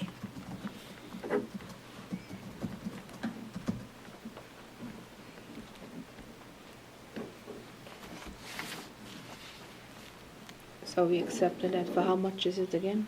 Um,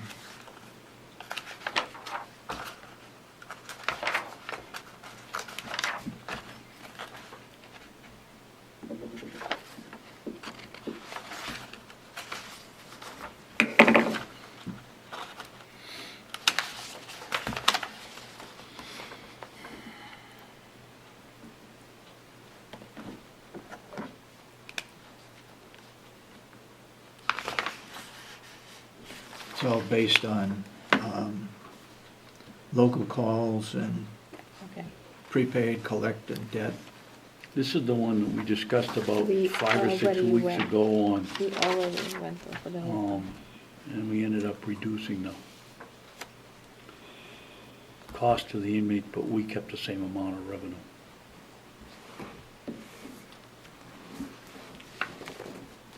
Do you have the Arconics contract as well, Commissioner? There was two of them. There's one from Securus and one from Arconics. Yes. Okay. Can you do the same for Arconics? This is just the jail management package that is coming with this program. No cost. Did you already give it to us? Yes. You got a copy of that? Yep.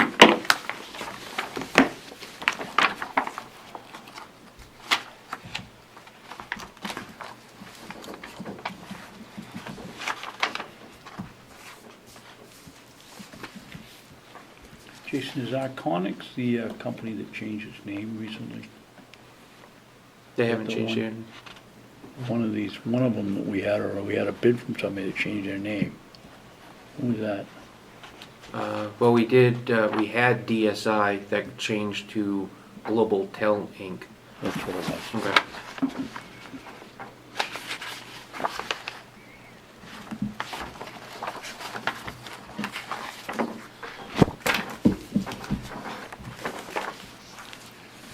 You need a second copy. You got a copy there also? I can run this downstairs and make a copy for you guys. Okay. Yep. Mr. Chairman, is this the one that we gave to the county attorney to go over, take a look at? That I don't remember. Do you know if county attorney had taken a look at this one? I haven't asked her if you know. But what our Conics is, it's just the jail management portion of Securus.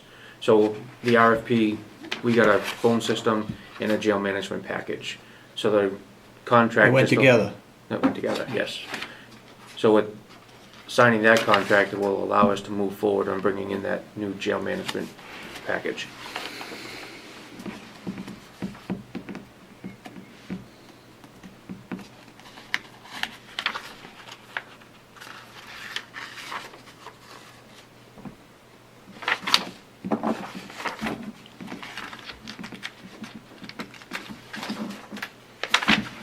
You wanna look at this before we sign it? And the only other contract that I would ask for approval on is, that's Comtech.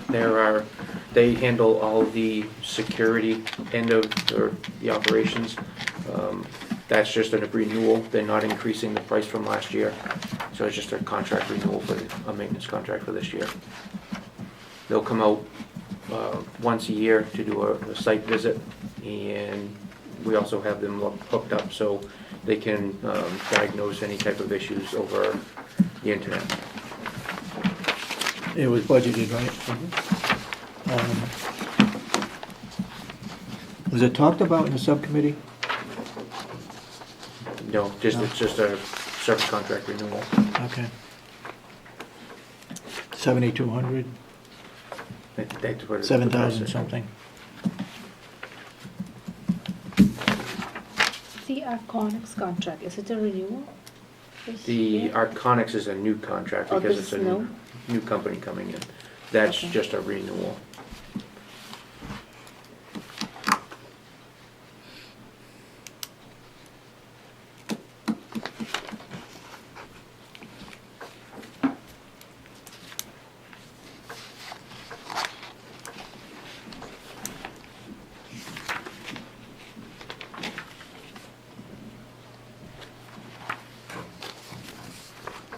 You want me to leave a copy of this downstairs, right, for you?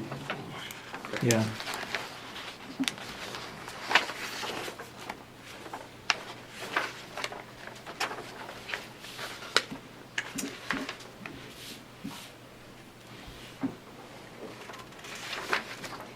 And you don't know if we have an attorney looking at this, huh? This is a new contract, you I said? haven't. Jason? This is a new contract, or He is this a said, previous? no, he said it's a new one. That's a new one. That's a new That's one? new. Jason, can you just give a brief description?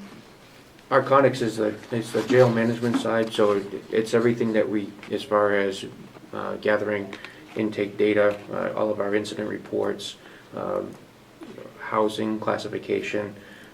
It manages the inside of it. It's a database is basically what it is. Well, that's exactly what it is. It's a database. Did we had a different company before? Correct. Okay. We had DSI or GTL, Okay. and we've had them for the last, well, since we opened the facility. And we wanted to go with a newer product. And a lot of the counties in this state have gone with Arconics, so we're all going to be capturing the same data. We have user groups established now. So you can compare. Mhm. Good. They came back with Securus and Arconics that are together, came back with the RFP with the best price. They go together. Mhm. And once we sent the RFP, they came back with the best price and the most amount of options for us. They're just, the Arconics is just a subsection of the Securus, but they go together. Okay. And how much is this? There's, 7,000? I It's in there. can see, 7,000? I actually don't. I just see a rate for additional support is $140 an hour. And rate for additional training, $100 an hour. Is it, Isn't there a the price? cost, I- the county's not paying anything. Securus is providing that package. They're taking a portion of how they generate their revenue and basically buying off that program. So there's no out-of-pocket cost for this. for the county, correct? So we just have to pay security center. You know what I would suggest is next year, when we go through our budget, that we bring all those contracts in Okay. to the subcommittee Mm-hmm. and let them look at them so that what you got in there for service contracts add up to what contracts you have, then we don't have to worry about this stuff again, Okay, as long as the subcommittee sees it. Okay? sure. What do you think? Oh, looks good.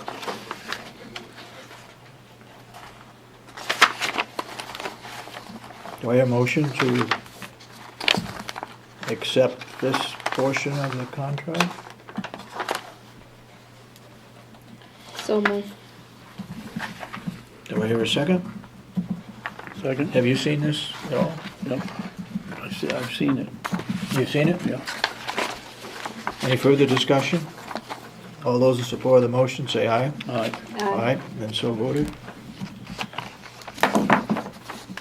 David, I don't know how this one slipped by, this Comtech that you want to renew, Jason, but I think we ought to have the county attorney take a quick peek at the indemnification portion of this Okay, before we sign it. okay.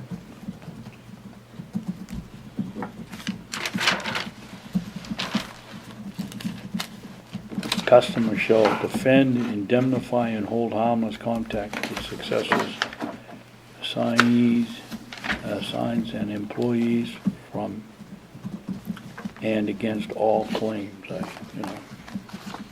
That's pretty far-reaching. We'd have to pay for it. Okay. So get with the county attorney on this one? Yeah, Just the indemnification portion of it, Okay. could we, if it's approved by the county attorney, could we then have a motion to? okay, I'll make a approve it? motion that contract be accepted Upon, upon approval of the county attorney's inspection of the indemnification paragraph. Okay. Okay. and then bring it back and we'll sign it. See ya. I'll second the motion. Any further discussion? And what contract is this? Comtech, Comtech. they handle all the security components within the facility. Cameras, locks. So this was the new installation of the cameras. It was $38,000. They did the job from last year, yes ma'am. And now this is the service agreement. So every year, what is this? Not for just the cameras specifically, but everything the touch screens, the locks, excuse me, not the locks, but the boards in our security room that open and close the locks. There's a lot of electrical and mechanical functions that service contract provides coverage for. But the Does- cameras from last year was this company, huh? Was Comtech. Correct. Okay. Is there any way that Pope could do this work? Thinking of somebody locally? No? Don't think so. I don't think so. Okay. Because that's I think Pope Probably the- handles the sheriff's department. probably the cameras. Yes, I believe so. Yeah. But that encompasses a lot more than the cameras. Okay. There's a lot of systems that are connected with Okay. that. I'm just thinking of, see if we can do something locally. So the $7,200 a year? Yes. Is that the, Mhm. is Any further discussion on the motion? If not, all those in support of the motion say aye. Aye. And that's unanimous, so as soon as the county attorney looks at that section, I'll sign it for you, Okay. okay? Want me to just have a report back to you, Um, or have a report to me and then I'll get their answer? You Okay, handle it, okay? okay. Anything else? Not at this time. What was there, something that we were going to coordinate between, oh, I know what it was. The nursing home is having problems with RNs. They don't have enough. They got one, but they've got 22 people, not all RNs, that are out on family medical leave. And I'd like you to talk with Howie. When we come down to an emergency where we don't have an RN, you still have an RN, right? Just one. Just one. Would she like some part-time work? Well, I mean, if it comes down to an emergency where we don't have an RN in a nursing home, We're in trouble. we're in trouble. You have LPNs, right? I have 2 LPNs. You have 2 LPNs. All I'd say was talk with Howie and see if there's anything could be worked out. Okay. When is an emergency? When we don't have one, Mhm. okay? We're supposed to have one on duty all the time. And right now, we're having problems with RNs. There's not a lot of RNs available or around. So I say, in case of emergencies, see if something couldn't be worked out, Okay, okay? sure. You're not required to have an RN, are you? I'm not required to have one, Okay. no, but You don't have to say anymore. I mean, I just, I'll see what we can nursing do. home it could be a tremendous problem if we don't have an RN on duty, Okay. where you have an LPN that you could have on duty Mhm. without an RN, right? Yes, I All have. right, enough said. Just talk with him and see if anything could be worked out Okay. in case of emergency, Okay. okay? Not Sure. on a regular basis, okay? Was there something else we were gonna talk about? The potatoes. Commissioner Babson had talked about potatoes coming from Grafton County. Did any of that kind of a thing work out? No?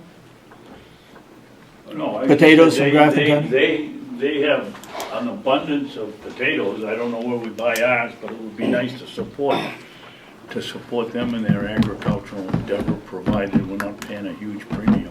But it would not be him, I guess it would be Howie, right? Right. Okay.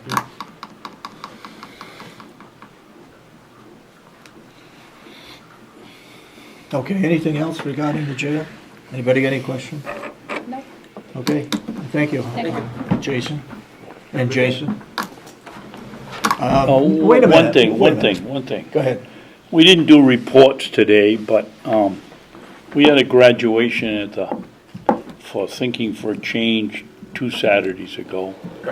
And 2 former inmates came in and briefly talked with the 7 or 8 graduates.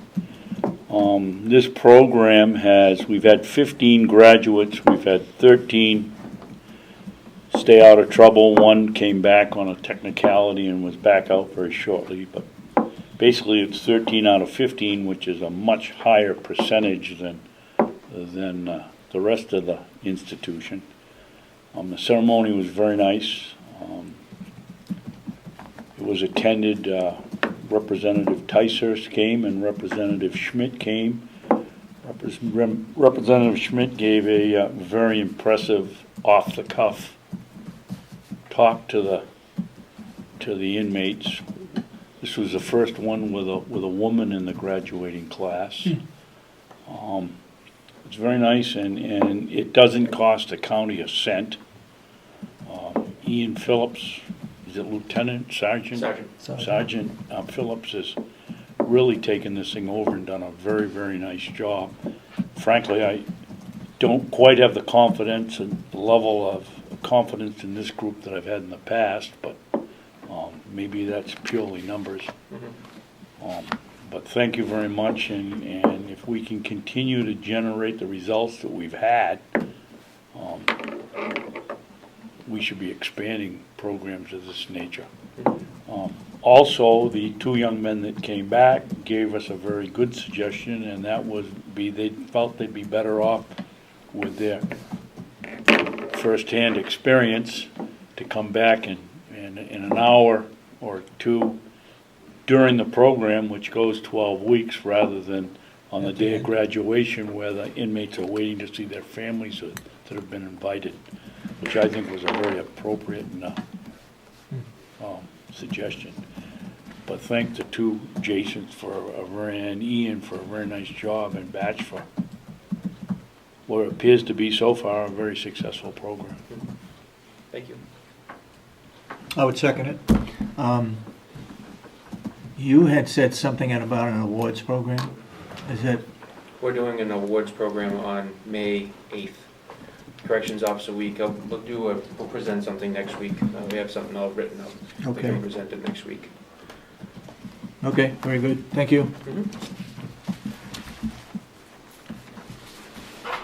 you get a quantity discount on those vests? Oh, no. Green color. Zip-in sleeves. Okay, Will,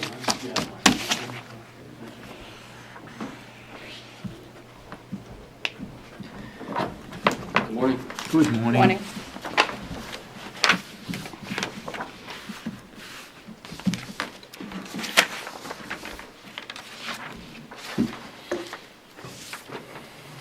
Somebody told me you had another bid. Have you, for the pole barn? I have one for the original one. that I Okay, got. I got two, I guess. Yes, but I believe those are for the backflow. Oh, We got two different RFPs that we sent out at the same time. for, One for this building, a backflow preventer. oh, okay, And I think that's what those two are. that's what these are, okay. And then I also have just the one, original one for the pole barn that came in. I didn't receive any others. Okay. We had calls from people in Texas and some of these other places, and they would say, "Oh, is that at least a $50,000 job?" And I said, "I sure as heck hope not." And then that seemed to drop the whole conversation, and they didn't Yeah. really Yeah. weren't interested. So, did you want me to start with the report, or do you Yeah, want go to? ahead. Okay. Yep. We started spring cleaning on the complex here a little bit last week. We started working the last couple days on it. We got a lot to go, but we're trying to get, first priority is getting all the sand out of the grass and getting the grass chunks fixed. And then, not this coming weekend, but the following weekend, which is like May 3rd, I believe, I have reserved the street sweeper to do the street sweeping, and that'll take place on a Saturday and Sunday if need be. We're working on putting the winter equipment away and doing maintenance on the summer equipment, different mowers and weed whackers and all those kinds of things, trying to get everything geared up and ready, because just this week I've noticed that the grass is really starting to green up. The grease traps are going to be pumped next Tuesday. I know for sure at the jail that we haven't done them in a while, because they don't really have a lot of pots and pans and things like the nursing home does. So we don't have as a consistent schedule with them over there. But we've noticed that those are real bad, so we got to get those done. And then I'm not sure if while they're here, I'm assuming they'll probably be doing the nursing home too. They have a regular schedule of when they do the primary tanks at the nursing home. Are you involved in the scheduling? We have, yes, we do. I think it's, I So get that to. they all come at the same time to do all of Well, pumping? well, they do it different, tanks get different scheduling, Oh, okay, because they have different quantities, the tanks are different quantities, and there's more usage in certain ones than other ones. The only tank really that the jail has is this grease tank, everything else goes down to the plant. okay. So we have that going on. I've ordered the seeds for the garden, and got a place at a much better price on plants for tomatoes and peppers. So we're going to be picking those up in mid to late May probably for that. We've expanded a lot, talking with Rob over at the kitchen, and Jason's got someone designated to help work on prepping food over there at the jail now. And so working with them, we've added a lot of different varieties of things this year, and hoping that we're gonna see how this kind of pilot program of them processing stuff goes. So we're kind of adding on to that. Ordered the fertilizer just this morning for the garden and for the hay fields. We had enough left over for the blueberries, so I didn't need to order any of that this year. Did you go back to Clark's? Yes, I ended up doing a couple of comparisons, and Clark's still came in over $35 a ton cheaper. Good. So I, just on a sideline, check with, is it Clark's? What's that fertilizer company down in Concord? Agway, I think it is. Check with Yeah. Agway for blueberry fertilizer.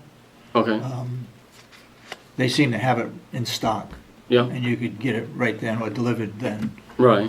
So, but you don't need any this No, year? we're all Okay. set this year. Okay. Almost done with the pruning. We're probably 2/3 of the way with the pruning on the blueberries. We went down and worked on that a good portion of yesterday. A lot of witch's broom this year that I've seen more than in the past, so we've been cutting all that out. Yeah. Other than that, the pruning's been going pretty good, just a lot of that this year. Starting tomorrow, we got the campwood deliveries. We already got campgrounds starting to call us that want to get filled up on the campwood, so we got a delivery going out tomorrow, and I suspect within the next 2 to 3 weeks we'll be getting some more calls to be sending that out. Still bagging the wood, like today, where it's kind of a rainy day out there, out bagging wood today. We're around 6,500 bags right now that we're ahead, that's already bagged and in the barn. I'd like to see that number increase, but you know, we're limited with 5 to 6 guys is what we've been getting out of the jail basically, and you know, it takes either that to do spring cleaning or to do wood, and right now the sand's got to come out of the grass before it starts growing. So And to deliver to all of the state campgrounds, what would it take? How many bags, roughly? the what If we you did don't all of the ones that you have a contract with? right. Fill them up once. Any idea?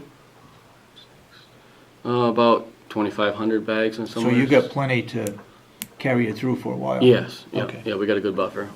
And some of those some of those stock up in the fall time, so they don't always need a load right at the 1st of May, because Okay. they hold it over in their woodshed, so it depends on the campground and the manager. We've put out to bid the old wood processor, the old hay mower, and the old sander. We've gotten a lot of interest in the wood processor. I put on that the bids were to be due next Tuesday, so that way we could look at it next Wednesday possibly. Only to find out I made a mistake, and we have class I have to go to in Concord next Wednesday, so I won't be able to be here. So I still figure we'll get the bids in, and I don't know if the commissioners want to look at it or if we want to hold them for an extra week and we'll look at them the following Okay. Wednesday. That'll be up to the commissioners, but I did set it as the 29th of April to have those in. And you said you had other equipment? We had the old hay bine that's been out there and an old sander that's out there. The old sander, to be honest, I don't know. It's in really bad shape.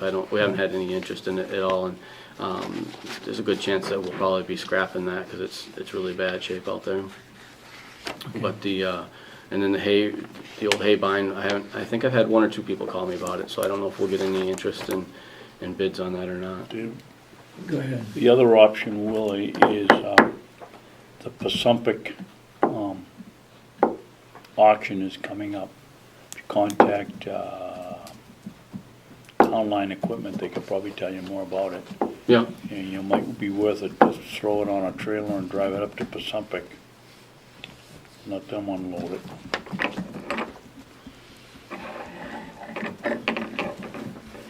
That's where you get the parts. Guys that come in and buy it for parts because nobody's gonna buy it to use. Right, I can't believe. right. Along the same lines, I've heard that the state is going to have an auction on their state vehicles. Mm-hmm. I assume, are you on the list to be able to purchase state equipment? I believe, Used? I believe we can, because we're a municipality. You may want to contact somebody in Concord at the White Garage or White's Farm, White yeah. Farm to see when that's going to happen. Okay. I don't think you have to go to the auction. I think you can buy it ahead of time. Right. If you agree Put in upon a a price. Put in a bid. And you might have, there might be a secondhand dump truck there for you. Yeah, yeah, we could look at And that. that's, I heard it's coming up within a couple of weeks. Usually the middle, end of May, I believe. In that May, they do. right, right, Yeah. okay. You may want to check that out. Yep, I can take a look at that. We've been looking for a 1-ton truck. We found a nice one that I wanted to look at, but by the time we got a chance to go there, it was already sold. The question I had was that, well, a couple of questions on that, since we're talking about that, is that Representative Crawford, I believe it was, made a motion and the delegation carried that when we sold this other stuff off the property, Right. that we could put that in the same pot to use towards the truck. Yeah. So that's kind of why I've been dragging my feet to buy anything, because I figure if we sell this stuff, then we could use that money to buy this truck. But I think, and correct me if I'm wrong, I think that goes into the capital reserve, that you already have 8,000. I think they cut you back to 8,000. Right. And that would be, that sale of that equipment would go into that, which if it's in capital improvement, then we have to get the delegation approval to spend it. So now we can't. Is that correct? I think so. My understanding? I think so. So basically we have no money to buy a 1-ton dump truck then? Is that how it got so confusing to me. I'm trying to talk to the delegation about 2 different trucks, and then they cut money and this and that and put it where, I don't know. But we're in desperate need of another vehicle, because right now we have nowhere to put the sand. You drive around out here, see chunks of sand out here that the guys are sweeping up. It's because we got the one bucket with the loader. So either I got someone out processing wood who needs the loader, or someone over here with sand who needs the loader, because I don't have a vehicle to put it in. Yeah. You know, I don't know what we need to do here. I guess I should stop looking for a truck if I don't have any money. The Board of Commissioners have the authority to move money within the line item, not between departments, but within the line item. So if you have 12,000 in your budget somewhere that Right. we could move, then you could buy it for 12,000. I don't think you're gonna find a secondhand dump truck for 12,000, to be honest with you. It'd be more like 15. So I guess once you hear of something, you need to get back to the Board of Commissioners, and so that we can Okay. make some decisions. So that you have the authority to move it in the lines within the budget. I understand Within that. your budget, yeah? Now, the farm what about the budget. capital reserve stuff? Because That would have I'm to not get the gonna- delegation approval, and they're gonna be meeting in May, okay. so that could be done then, if you find something between now and then. Or you perhaps could negotiate, Will, that the sale would be contingent on the delegation allowing us to remove the money to pay for the truck on the 3rd of May. It's only a week and a half, a week. Is that when they're meeting? Well, 3rd of May is Are they It's the 3rd meeting? of May, I believe. that's a Saturday, I thought. Well, Yeah, it it's is. well, the first week of May they're gonna Oh. meet. Did you get a date for them? I didn't. I gotta remind them that they need to do their minutes. Okay, can I add something? It was my understanding that the delegation turned down the purchase of a truck. So why are we going to ask them again in May to move money? I just don't understand that. I'm not Didn't- sure that they didn't they turned down vote? the truck. I thought What they that- did was they cut the budget. We had 12,000 in there. 20,000. Huh? We had 20,000. 20,000? See, everybody's still confused about what we're talking about here. I've presented a plan for the last 3 years to Yeah. put some money in to replace a brand-new truck. Yep. That was the Yep. 20,000 that the commissioners put in their budget. Then, in December, after you guys had already put it in, the truck broke. When we Yep. went to the subcommittee, asked if we could get another truck, 1-ton used truck for on the To complex. replace the other two. Right. Yep. Apparently that's gotten so confused and blown out of proportion here. We were talking about 20,000 for a used truck on the complex, when that's not what I was talking about. It's 8,000. Well, then they turned around and took the 20,000 that we had for that, and they cut 12,000 out of it and left us with 8,000, which I thought was to buy a 1-ton dump truck, a used 1-ton dump truck around here. But I'm kind of confused here and lost of, I can't get my work done because I have 2 trucks that are incapable of driving on this complex. I have no money in my regular budget for you guys to move around. I probably couldn't find you $1,500 to pay for a truck. That's how tight we budget everything here in the fall. So we have this $8,000 that's in capital reserve.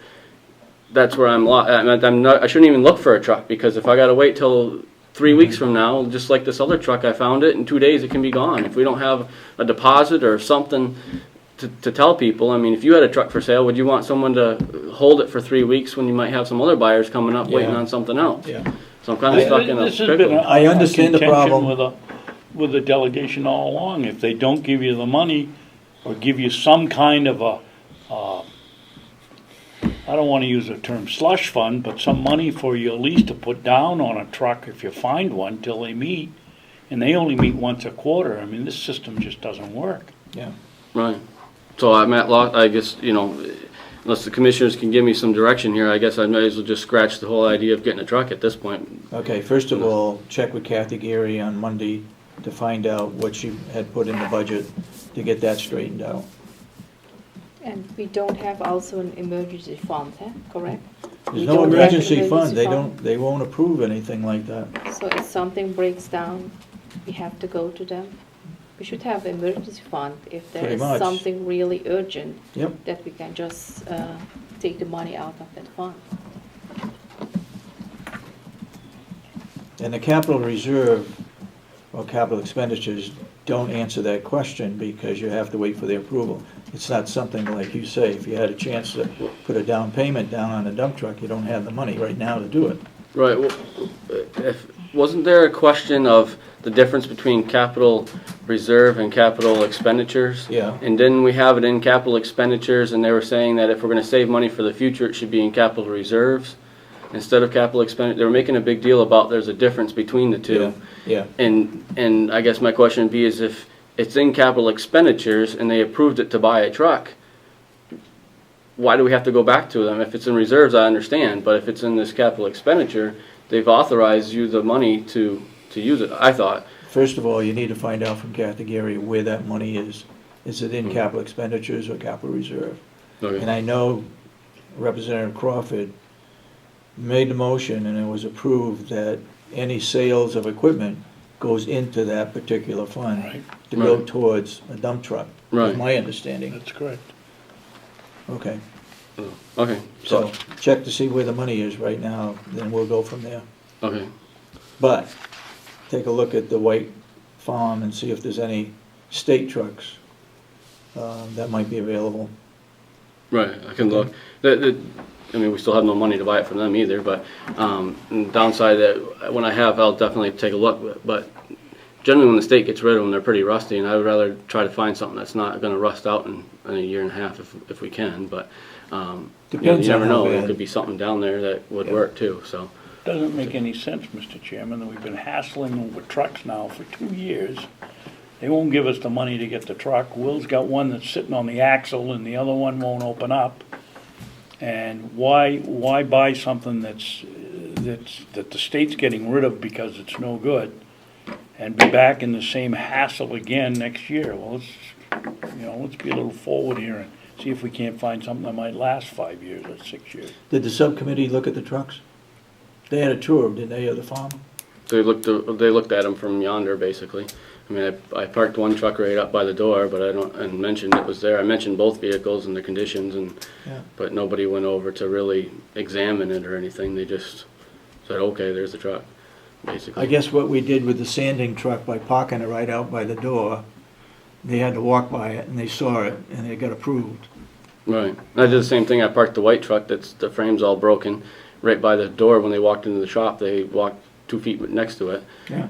But I don't know that had Well, our any hands are effect, tied, I but- guess. So it makes a cleanup in our farming operation very inefficient.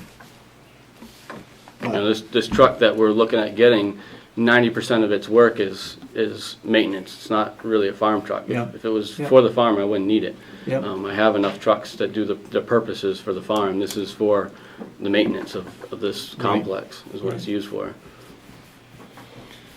Okay. You Anything wanna- else? Yes, I have a question. Where are you looking again for this truck to get it?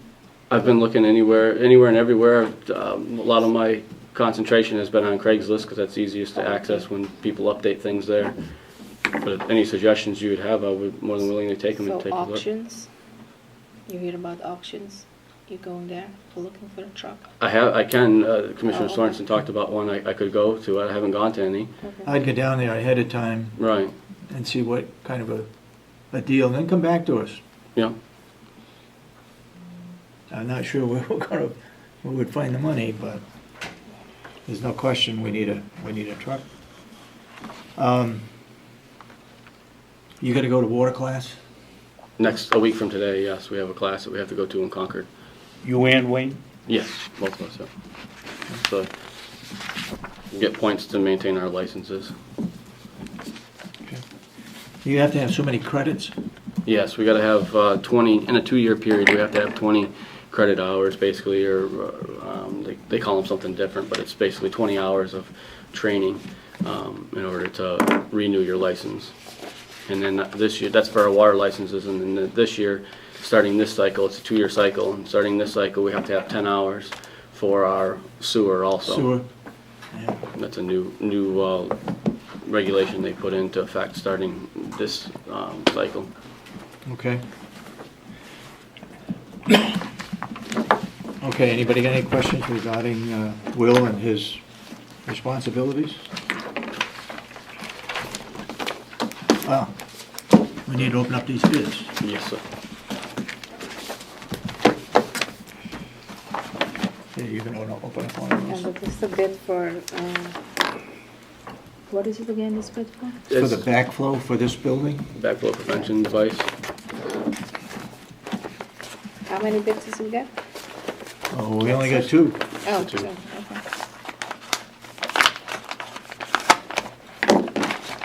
Both of these companies, which I believe are Denron and New England Backflow, also came for a tour so they could see exactly what we wanted. Yeah, they And- both came? Yes, they both came. They toured downstairs where it's going to be so they could see it and have an estimate and know exactly what we're bidding on.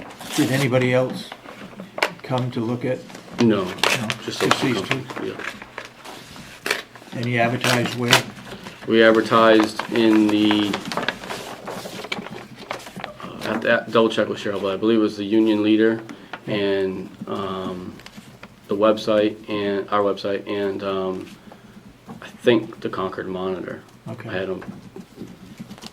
And then we also sent to 3 different people directly, to 3 different people that are in the business.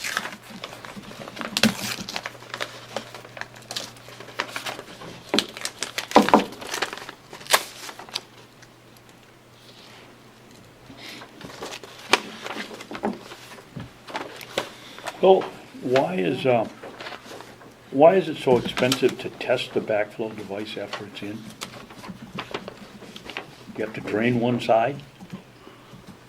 I'm not sure exactly, was that? It says backflow test, 2 devices at $50 each. Right, and that's one of the They're not cheapest. just checking for leaks, they must be checking to make sure there's no back pressure on it. or Right, no and those flow have to be done yearly, in some instances have to be done semi-yearly. Really? For the checking of them. So it isn't just the installation, this is a DES requirement that you have to check it. Right, Oh, okay. that they have to be checked, like the nursing home's on a schedule that theirs is checked. Was that put in the bid specification? Well, they'll check it, they're supposed, I asked for a testable one, so when they install it, they need to test it to make sure it's working right. Okay. The continued on testing, we want to look at, actually at some point in the future, near future, is I want to come that all of the buildings on the complex, now that they're all going to have them, we could have them all tested at once and have it all under kind of like one type of contract, so it's a better price for all the buildings to be done. So what have you got? I have 35/28/65 from New England Backflow Inc. 35 what? 28? 35/28/65. 3,528, is that what we're talking about? Pardon me? 3,528. Jeez, my glasses stink. That's what I got. $3,528.65. What have you got, Asha? I have from Dendron, from Manchester, $4,650. You familiar with either one of these companies? Yes. Well, wait a minute, let's make sure they're bidding the same thing. Okay. Do you have any specs over on your bid, or can we switch bids? He has a note what he recommended. It should be, I believe they both should be 2-2-inch Yep. backflows. You know, we had Denron come out first. I originally set it up, because we have a 3-inch line coming in, so I originally put set for a 3-inch. Yep. Denron was the first one to contact us to want to come out, and he said that you can reduce it because of the type of water it's usage in here to a 2-inch, and 2 inches would be cheaper than doing a 3-inch. So he recommended that. So when the next people that contacted me, we passed that same information on so that everybody would be apples to apples when they were, and this company also said the same thing. It would be cheaper to do the 2-inch. Okay. Do they look the same? This looks like it's more of a form proposal here. I don't think we're gonna find a lot of asbestos in there.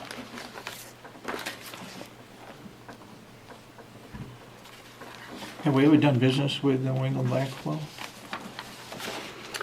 I'm not 100% sure, to be honest with you. They might have done some of our testing in the past, but I'm not 100% sure. I've met the guy several times. Actually, the owner himself is the one that came out here, and they're very good. And they're they're a company I'm going to be looking at probably for the testing as far as all the buildings, because in New Hampshire they're one of the most competitive. That $50 rate that Commissioner Babson was talking about for testing those for each. Yeah. A lot of other companies are in the $80 to $90, $100 range for each. They're very competitive, excuse me.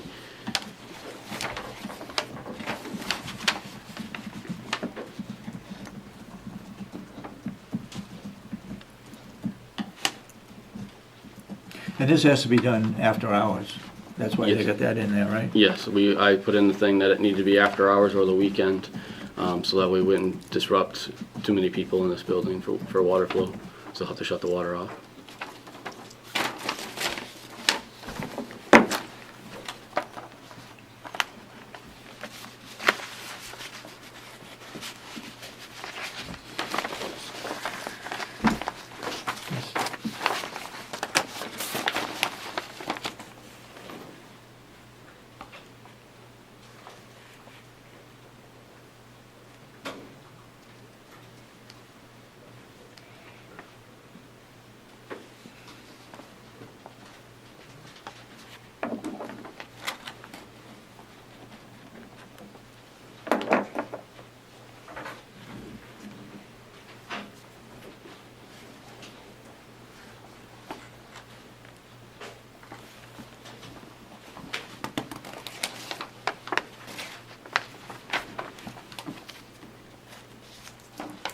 I'll make a motion that we accept the bid from New England Backflow Inc. Do I have a second? as quoted in their Bid their specification? proposal of April 21st. Well, I think this is a misprint. This is 2014, is it not? Yeah. I'm sure that's what they meant. They Yes. said 2013, but Oops. He was just out Monday morning when he came and toured it and was going to send his bid in. Okay. Do I hear a seconded on the proposal for New England Backflow? Yeah, second. You second it? For discussion. Any further discussion? Yes, I have Go a ahead. question. Will, can you look at these two bids and see if that is correct, the specification?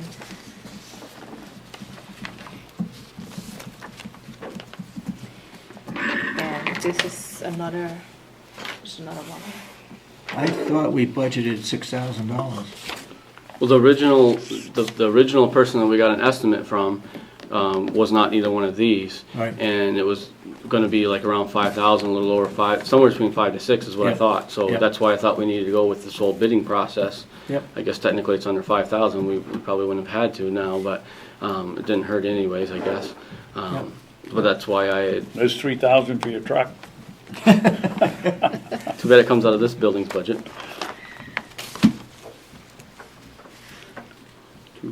Why did the person that originally come here and talk to you, Will, do you know why they didn't quote it? Did they not see it, or did they? No, because we sent it directly to them. Oh, okay. They're they're a smaller company, they're local here in Wolfboro, and they're smaller. And I think they just have a busy schedule, and it wasn't, maybe it just didn't work for them to come. I'm not sure what their reason, but we did send it to them though. Okay.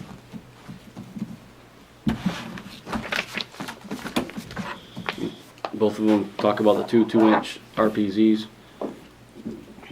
So I would think that they're both apples to They apples. look the same to me. Right. Okay, any further discussion? This is your question, Commissioner? Yeah. All those in support of the motion to accept the bid proposal from New England Backflow Inc., say aye. Aye. Aye. Then unanimous.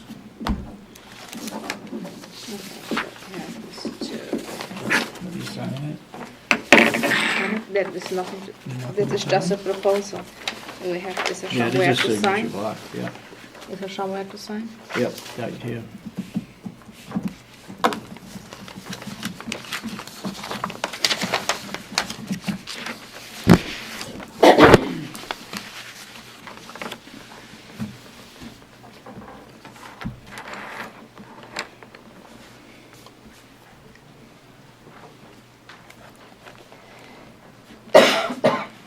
Did they say when they could start or when they could do it? I don't recall if I think pretty quick, pretty soon. I just don't recall specifically asking that question, to be honest.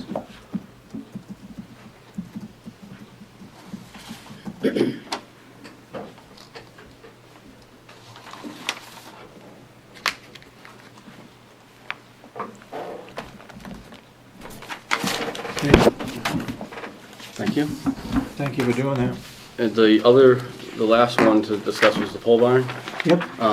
This is the original, I didn't name names or prices when I talked to the commissioners a month or two ago on that.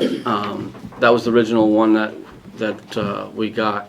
Based off that price, that's why we went out to bid. And like I said, I haven't gotten any other bids in. The only interests I've had are from some other places in Texas and out west, that once they heard it was under $50,000, lost interest real quick. Is this to drill, the, This is to drill the holes and provide the poles. So that would include the poles and the holes, and they would set the poles for us. It's supposed to be and the poles are what, 8 by 8? 6-inch diameter is what he told me. And they're pressure treated, basically like your Okay. foam poles. But these are the board pilings, not the driven pilings. Exactly. He recommended that, he does do the pile drilling, but he recommended that with what we want to go with, that we go with the drilled versus because it can keep them straighter, keep the pole straighter instead of if it hits a rock going off and you have an angled pole. He suggested it to be augured. Willie, how do they, when they auger and they hit a rock, which the odds are pretty good around here, they will. If it doesn't deflect, what do they do if you've got to set the pole on a given space on your blueprint? My guess is if it hits, from talking to him, if it's something that doesn't deflect, then either that's as deep as you can go, or you're gonna have to Dig it out and then do it? dig it out, or move the hole a little bit, either which way. Which, with this design, the way we're doing it, if they had to move it a foot or two over, we could still do that. It wouldn't throw us off. Horizontal scrapping, you just add 6 inches on one and subtract from the other. Exactly. So Okay. we'd be able to work with that.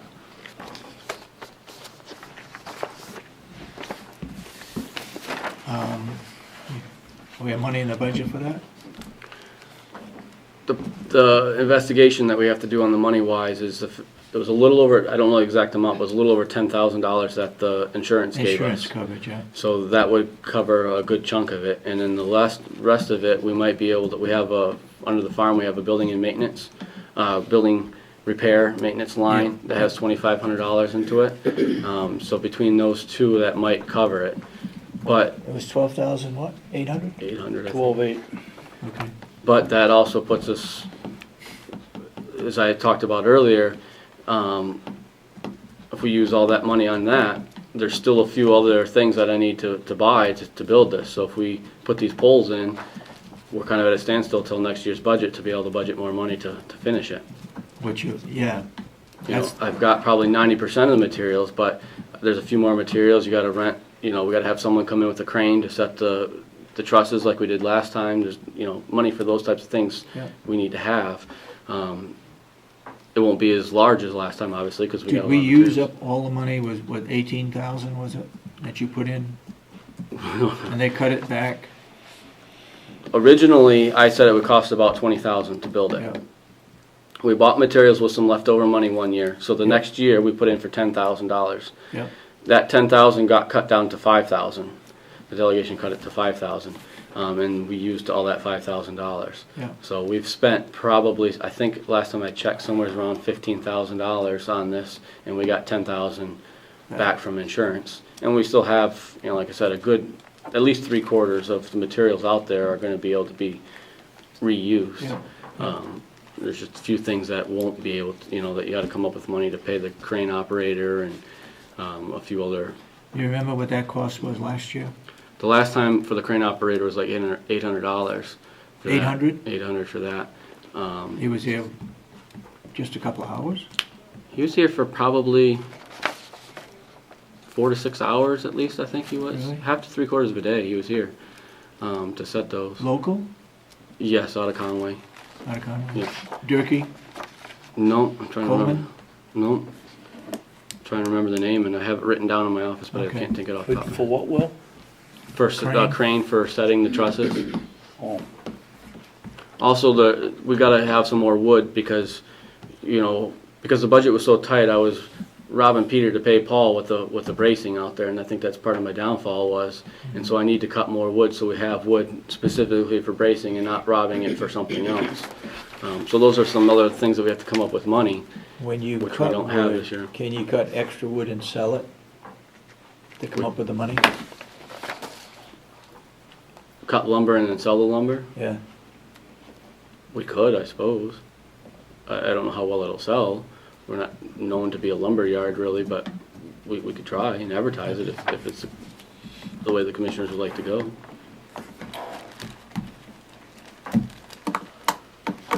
What's your privilege? well, I got another question. Well, why does he talk about drive and pull sheets with our crane to be provided by others?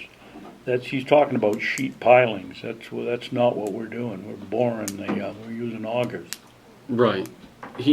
I think that's a standard form for them, I'm assuming, and this will be, obviously we'll double check and everything when we talk to him, but he doesn't, I don't think he has the auger. He's got someone that he's subcontracting to do the augering part, because he normally just does the pile driving. That's originally what I called him for, was the pile driving, and when he came out on site and looked at what we were trying to do, he suggested we go 8 to 9 feet deep. You know, last time we went 3.5 to 4 feet deep with our sonotubes. He's saying we should drop it down 8.5 to 9 feet if we can to set those in. I don't think that's ever gonna move that deep. Right, I would hope not. But he also says if you hit ledge, things change. Right, so if we were to hit ledge, then we might not go that deep. Also, it says, completed in a workmanlike manner according to standard Belknap. practices in Belknap County. I would hope that we can make sure he puts down Carroll County. I don't know what the difference would be between Belknap and Where's he Carroll, from? but let's not open ourselves up Right. to something we I don't know. think he's out of Belknap County. I think that's why it's part of the standard. Belmont, that's why it's in Belknap County. Right, that's why I think it's part of their standard form. What do you wanna do? $12,800.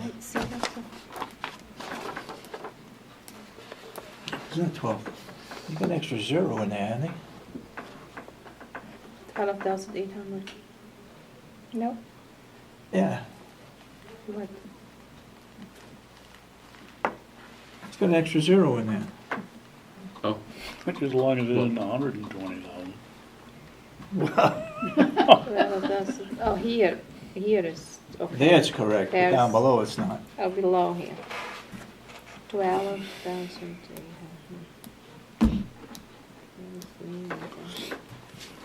he told me somewhere around the 250, I think it was around 250, A whole, just per pole, just to buy the poles are $250 or better.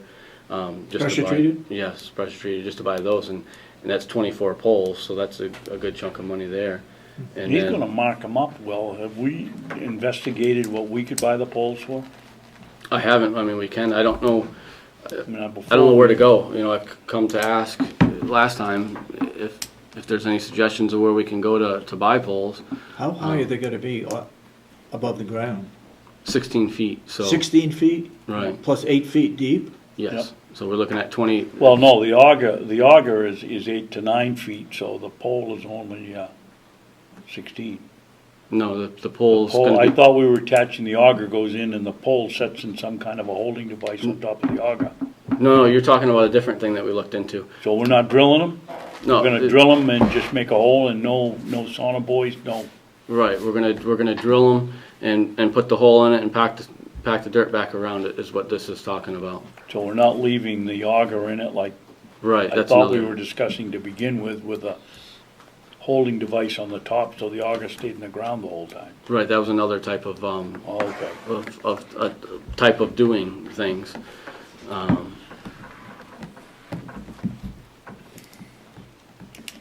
Okay, what do you wanna do? We're running a little late. Okay, so you said you have $10,000?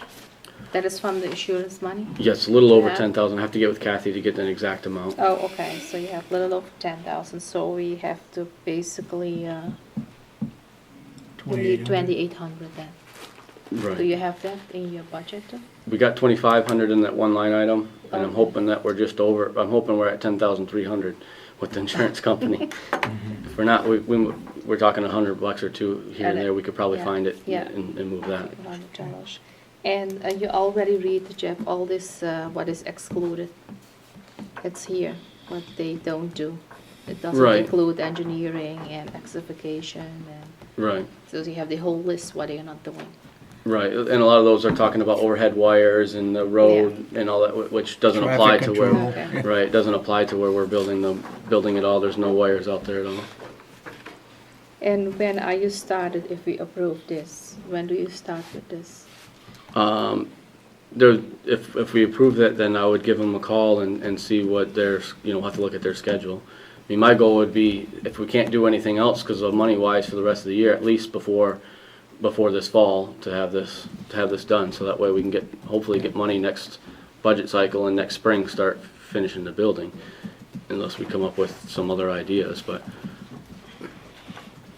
What again are we going to store there in the building? What are we going to do with this it's again? for our campfire wood program, so that we can process and bag and store all of our wood into one efficient building versus having it scattered in 3 or 4 different locations and having to handle the wood 4 or 5 times before it goes to the customer. And it can be processed right there in that building Right. during the wintertime. Right, what our idea was that we would put the wood conveyor right into the building through the doorway, and we can process outside, and it'll dump it right into the thing, and the guys can pick it up and bag it, there's no trucking needed and everything. Okay, what do you wanna do? I'm gonna cross out that zero. I'm not sold. You know, No, when we originally talked about this, I was the one that got the name for Will, and it was a question of whether we were gonna go with the new way of doing it, sink the auger in and the top remain, they had all sorts of different tops that you put on the auger stayed in the ground and it went down more than 9 feet and then the pole went above that. This is simply a fence post job that's just bigger Yeah. and going down 9 feet. Now, I'm not sold on it, there must be. We can, First of all, I don't know why we can't find the place to buy the poles. And maybe we can get a better price, maybe we can't, but I think we ought to look. And if we're just gonna bore a hole, that's a whole different situation than the driven auger. Leslie Roberts, what about calling Roberts in Shikora? He's a construction company. They do a lot of stuff in the ocean and in water, rafts and all kinds of stuff. John Roberts, his name, he's located in Shikora, Okay. just to see what the possibilities are. Are they like John Roberts Construction or Yes. what, is that what Yeah, I'm looking for? yeah. Okay. He's right there in Shikora, right there on the hill. Okay. I don't know, you know of anybody else? local? No, but I'm sure we can find somebody that, We can look into that, where the auger stays in. I think Kathy has that. that's gonna be more expensive. I think that we decided that will. Right, that's A why, long time ago, but I thought that's the Right. way it was a question of that or steel piling, and I didn't realize you'd gone the other way here. yeah, well, I tracked down steel and was told that that's not really a common thing to do what we're trying to do either. I called a couple of the steel companies who told me, and then I asked this gentleman about the steel, and he said that would be a lot more money and not really what you normally do or something along those lines, so. We're in no crunch with this. No, we're not. Do it till next Right, fall. we so don't have to have a what's decision on another it. few weeks. Yeah. If you can do it less expensive, then you have more money to work with Right. to do further work on it. Get 2 trucks. All right. So we'll table that until you can find out some more. See if we can get somebody else interested in it. Okay, and And maybe that John Roberts might know of somebody else too. Yep. Also, if you can hear about anybody that sells these poles or where we can locate I'll the come poles. over with you, Will. We'll get on the computer and see if we can find someone, and I know a couple of places that buy an awful lot of wood, and maybe they have some. Okay, Maybe we can do something with it. okay. Okay, you got anything else? I don't. Okay. We have an 11 o'clock call, David. Yeah, no, oh, So if we have the wood and all the poles, who's gonna build it? You gonna build it? Yes. all right. Thank you. Okay, thank you. Okay, thank you. Have a good day. Yeah. Thanks, Willie. Lynette, where are we on the call? Yeah, we need to go into. We're gonna call her. For non-meeting, yes. So what do we have?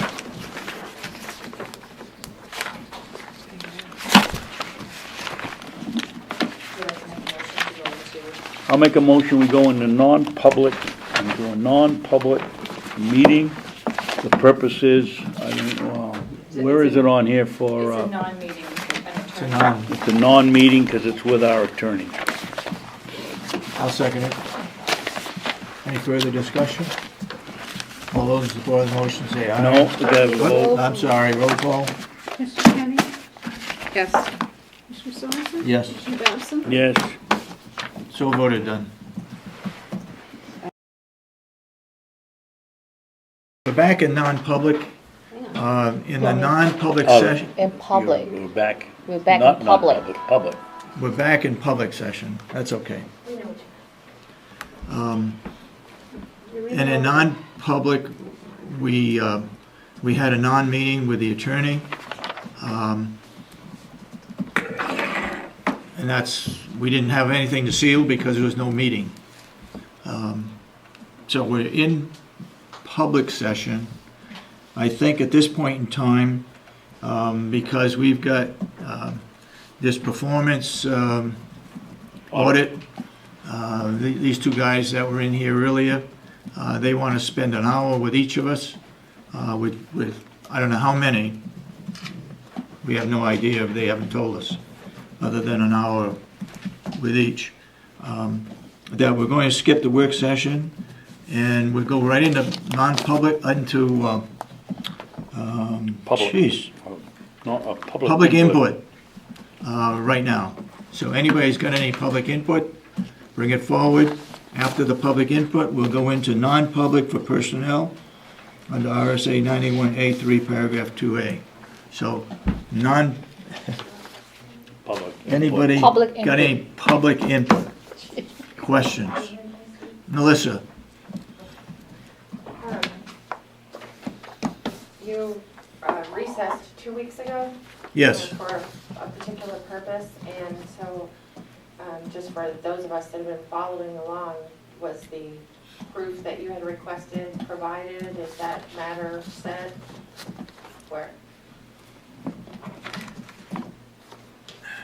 The only thing that was asked in non-public, in public input, damn, can't remember that, That's okay. as to whether I paid the bill, and that was questioned by Mr. Brown. Okay. And I have my bank statement and my canceled check here that it can be reviewed by anybody through Northway Bank, that I paid the $1,350. And I have the general ledger showing that it was paid back here. Okay. In this week's edition of our paper, we're running a letter from Commissioner Kenney. And in it, she says that the commissioners have a policy that they have to vote on to approve out-of-state travel. So I wanted to know if the commissioners have a written policy that they have to vote on. They have to have a vote before anyone travels out of state. I'd also like to know if there is in one place in this building a book of commissioners' policies and procedures. The See answer, that? Want me to answer it? go ahead. Since I've been here, Melissa, I have no recollection of a policy that we have to vote to go out of state. The money is in the budget for conferences and educational. If they're out of state, I assume we can go. Time I've been here, which have been 8 years now, well, this is 7, I've never seen a vote taken to go out of state on travel. And to the second part of your question, I am not aware of any book that has policies in it, and I think it's a good idea that we should have one. If I could add to that, back a long time ago, and I think Commissioner Babson, he was a representative, I believe, at that time, that there were concerns about our budget continuing to increase, and I believe a motion was made at the delegation level, not at our level, at the delegation level that that restricted out-of-state travel. Okay. Can I add something? Sure. There is a policy, because when Lottie was here, she showed it to me, and I read it, and I asked Cheryl to look for it. There is a policy there in a folder that said any out-of-state travel, the board needs to vote on it. Okay. And I did some research, and there are past articles, and you also talk about a policy that any out-of-state travel, prior authorization, the use of the credit card, a vote needs to be taken. And also when the 2 members came aboard, the 2 commissioners, I believe in 2010, he also mentioned that all the out-of-state travel needs to be done with a personal credit card and not the county credit If you could card. find that, I if you got copies of I it? can make copies downstairs from this article, that is what Okay. he said. But there is a policy, because I read it. Okay. Laurie had it at a time, and you Somebody ought to be mentioned, able to find it. and you mentioned see that. So Cheryl was looking for it. I asked her this morning if she can pull it up. And if I may, or this public input, I have a couple minutes. Go ahead. The performance audit folks, nice to see them here this morning, I think, at least starting the work. But I was in yesterday and I asked for a copy of any monies that have been paid to them so far and a copy of the contract, and I didn't get it. And so I wanted to know what has been signed, or has any money been paid? I'm And can I pretty- have a copy of it? I'm pretty sure Kathy Geary has it, for unfortunately, she's on vacation. However, I think there's a folder down there that has all the contracts in it. we'll look after the meeting. And I don't believe we paid them anything yet, have we? I don't recall, I signed the contract, Okay, I'll say that. that's what I thought you That's said. with Matrix, and it was given to me, I believe, by Mark McConkey, the contract. I know the commissioners tried to put money in this year's budget for electronic file storage, and it was taken out of the budget. But this, to me, this is just another example of when it would be beneficial. Also, it concerns me when, because I also asked to see the audits from now back to the beginning of time, if they're available, or in the last couple of years. I just want to get a feel for what's actually been being done. That had to wait till an employee returned from vacation as well. And there's been, a few other things, but it really speaks to electronic file storage and the need for it, as well as cross-training of office employees, so they're first of all aware of what is available, and number two, where things are. If someone decides not to come back, are we in a position that, we can just pick up where they left off? I'm afraid not. We have talked about that. We don't have, what we need is another person in the administrative office to cross-train. Right now, we don't have time for, I believe that Kathy Armstrong can do the payroll, for example. It may take her longer to do it because she hasn't done it for a while, but she is capable of doing it. Whether she could put the budget together and so forth, that would have to be done, next year, but. And I hesitate to use people's names, maybe just, the position, the person's position. I didn't mean to bring names into the conversation. Okay, I'm sorry. That, Yep. in all fairness. Well, there's no question they're overloaded, two of them. Well, hopefully the performance audit will look at the systems and the way that people are currently utilizing their time, and maybe how their responsibilities could be changed or adjusted, and technology could be brought in. We could come to the 21st century Yep. and use it to the advantage of Hopefully, that's what they're record getting keeping. paid for. So, and also as part of that, I've been noticing in recent weeks or so, kind of an overlapping of, or maybe an overreach of what is expected of the Human Resources Director. A lot of things I've noticed seem more to an organizational development or administration, but they've been given to the HR director to do. For example, like developing the mission statement or developing policies that are outside the scope of what HR is actually charged with doing, like the right to know process. To me, that doesn't fall into human resources. That's more of an administration duty. Right. Or helping a department head put an RFP out for something that has nothing to do with personnel. Mhm.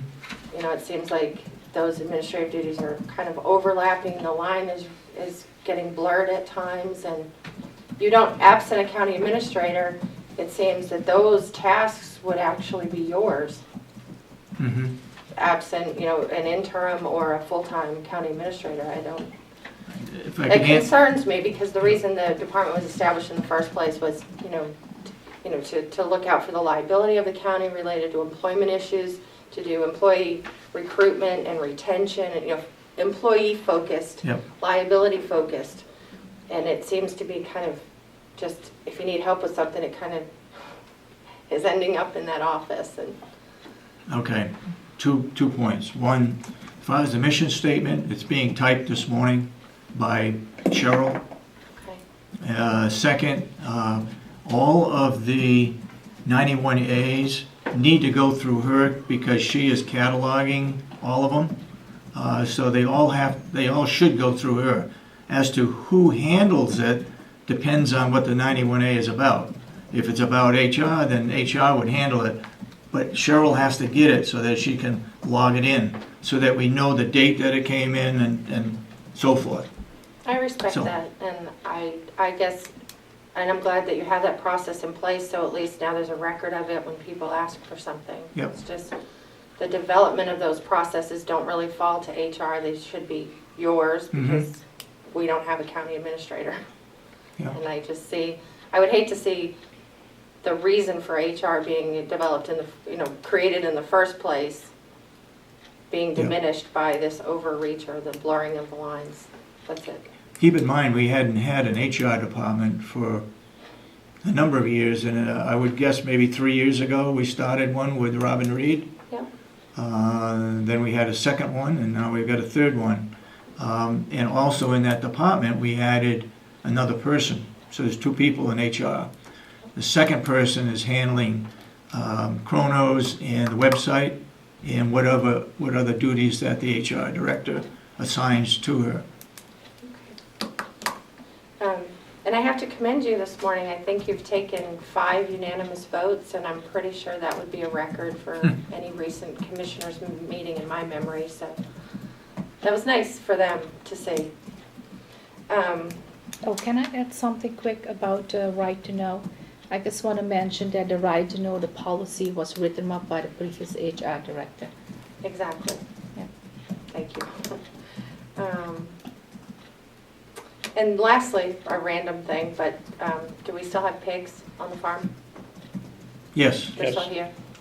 Yes. Are they leaving or are they, I don't know. What I am proposing is that we come up with a advisory committee made up of citizens throughout Carroll County to advise on the county farm operation. These would be horticultural people, they would be livestock people, people that have an interest in agriculture, that committee be formed and be an advisory to the farm and to the commissioners. And hopefully we will start that and get that going. Commissioner Babson. That doesn't answer Melissa's question. Okay. Maybe I As missed far as we know, Will says he's taking his pigs to the slaughterhouse. Oh. After he's got 2 or 3 new litters out there, and when they're weaned, the pigs will be gone. Okay. I hope he changes his mind. The delegation's the delegation made a recommendation. We're in charge of the budget. If they want to cut the barn out so it collapses, then maybe there would be no pigs. But as far as I'm concerned, that's a policy decision that we can make, and we've made an agreement with Will to give a couple of seminars a year. He maintains the building for us, and it's up to him. He's kept his end of the bargain, and I hope we keep ours. And hopefully a 4-H club will get started in that area. Now, during the budget process, we kept hearing a request for a complete, comprehensive business plan for the farm, for the here and the later. Would this advisory committee be working towards that as well? Could very well be, yep. And have you given any other consideration, or would you, to that other citizens group of people that was interested in doing a capital improvement plan for the entire county that could include things like the county attorney's office needing to expand? Or are we just focusing on the farm at this point? Or I guess I tend to look to the subcommittees to help with that. I mean, the county attorney mentioned this morning that there were 3 communities that may be coming up with some kind of a proposal because they can't handle all their felony cases. That maybe a group of those 3 communities, those prosecutors, would get together and come up with a plan.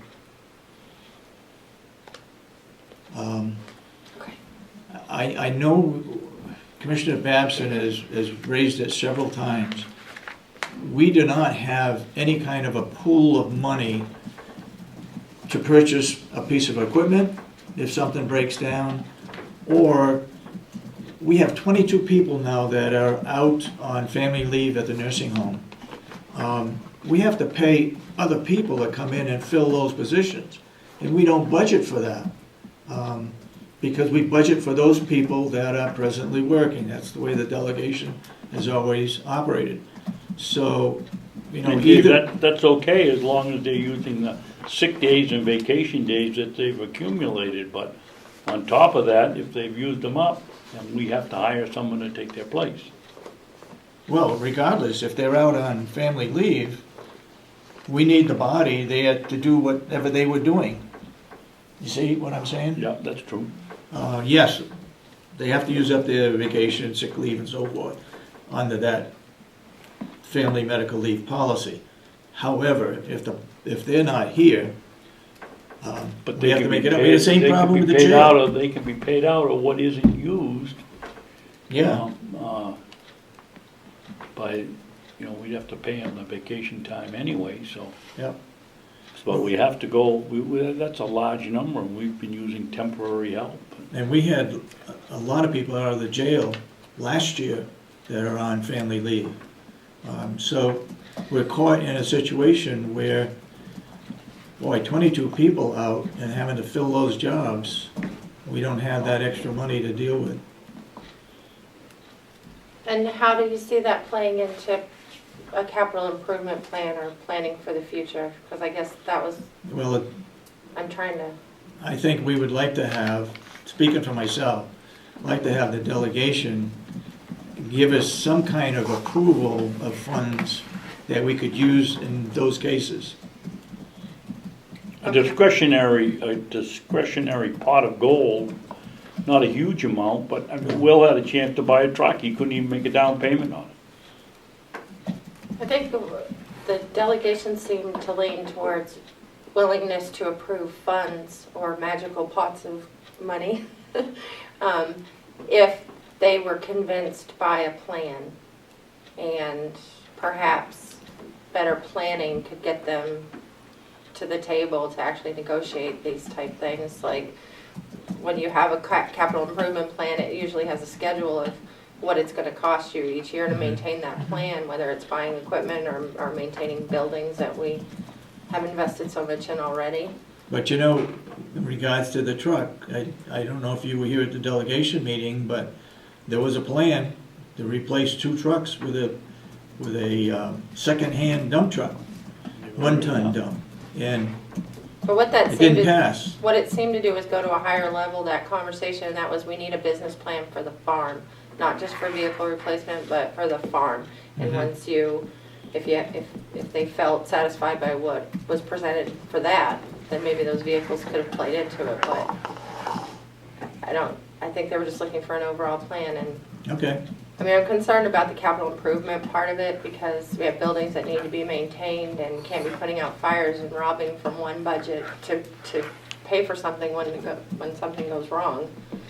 Not just expanding the county attorney's office, but, you know, making major improvements to that new nursing home we have, or if this building needed a roof, or I don't even know.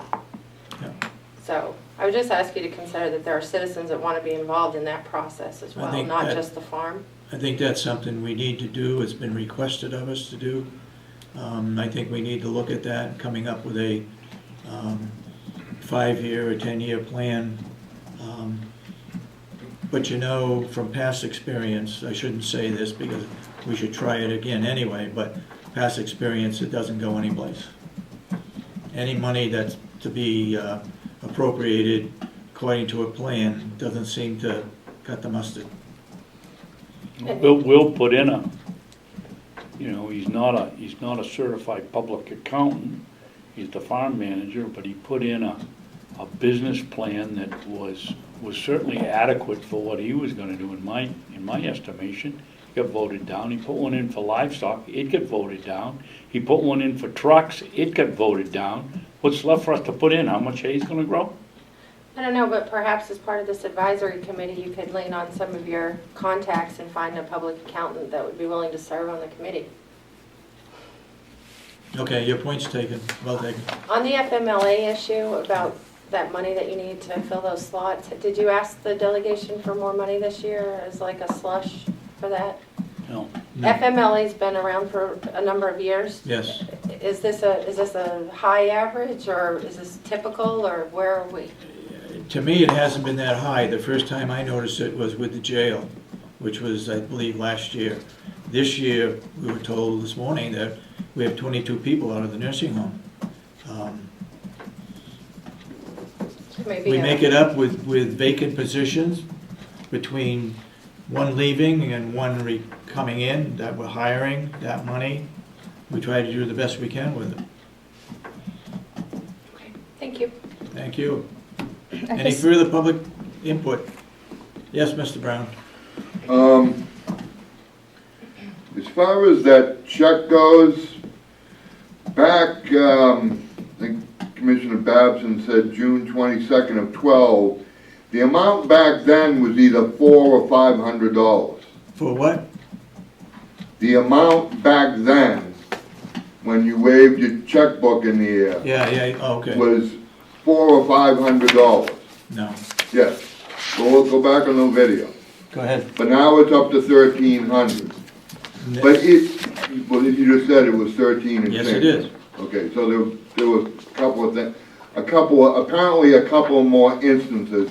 But the real point is that if you're going away somewhere on a conference, Yeah. these are probably noticed far enough out that no one person should have the authority to use the county credit card. It should be by vote of the Board of Commissioners, not just one individual. Go ahead. Mr. Brown, I think your thinking's perhaps a little bit upside down here. We're gonna get come to this board to go down to Ocean Spray and buy Christmas napkins for a Christmas party. We're gonna have Willie come in here to get 2 spark plugs for his tractor. Doesn't make any sense. No, And why are we beating a dead horse? He paid the thing back, it was 2 years ago. Let's move forward. And it was county business. I mean, what else do you people have to believe that Mr. Sorensen didn't do anything illegal? Well, Okay, can I? why is the board not voting on a trip? Why should we? We have an educational conference. It's in the budget. He was president of the association at the time, and they're gonna pay him back.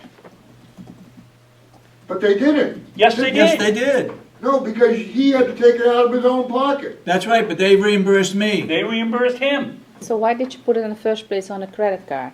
Okay, Right so- now, the process which passed last month, the president of the New Hampshire Association now has her own credit card, which is what I should have had when I was president. So she didn't want to take it out of her personal credit card like I did. I mean, this was $1,300. It cost me $4,000 for the year, and they reimbursed me the $4,000. Strictly for reservation, hotel, and airline. That's the only 3 things, and I went to 3 meetings, and it came up to $4,000, over $4,000. Something Okay. like that should be voted by the Board of Needs Commissioners. a vote by the board, yep. Trips, absolutely trips should be voted on by the Board of Any Commissioners. expenditure of money. This was not This was not a trip? Carroll County taxpayers' money. Oh, so you didn't, who paid for it then? You want the floor? He's got the floor right now. Well, but it was because the Carroll County credit card was used, so Carroll County taxpayers' money was used. And got reimbursed. Why are you beating a dead horse? The county credit card is in my name. I can take it out, get rid of it. You were the one who just put this in the paper, Commissioner Babson, just a couple of days ago. I put in the paper that Mr. Sorensen didn't do anything illegal. He's a commissioner here, he's got a right to go to the meeting. Commissioner Kenney said she wanted to go last week, she wanted to have money to go to a conference. We're not voting on it. We have educational fees and conference fees in our budget, and he got paid back. What else do you want? Okay, I think we need to move on. Okay, can I say one more thing? So the issue was, you used the county credit card because you said NACO doesn't accept personal credit cards. It didn't at that time. So It was a mess up.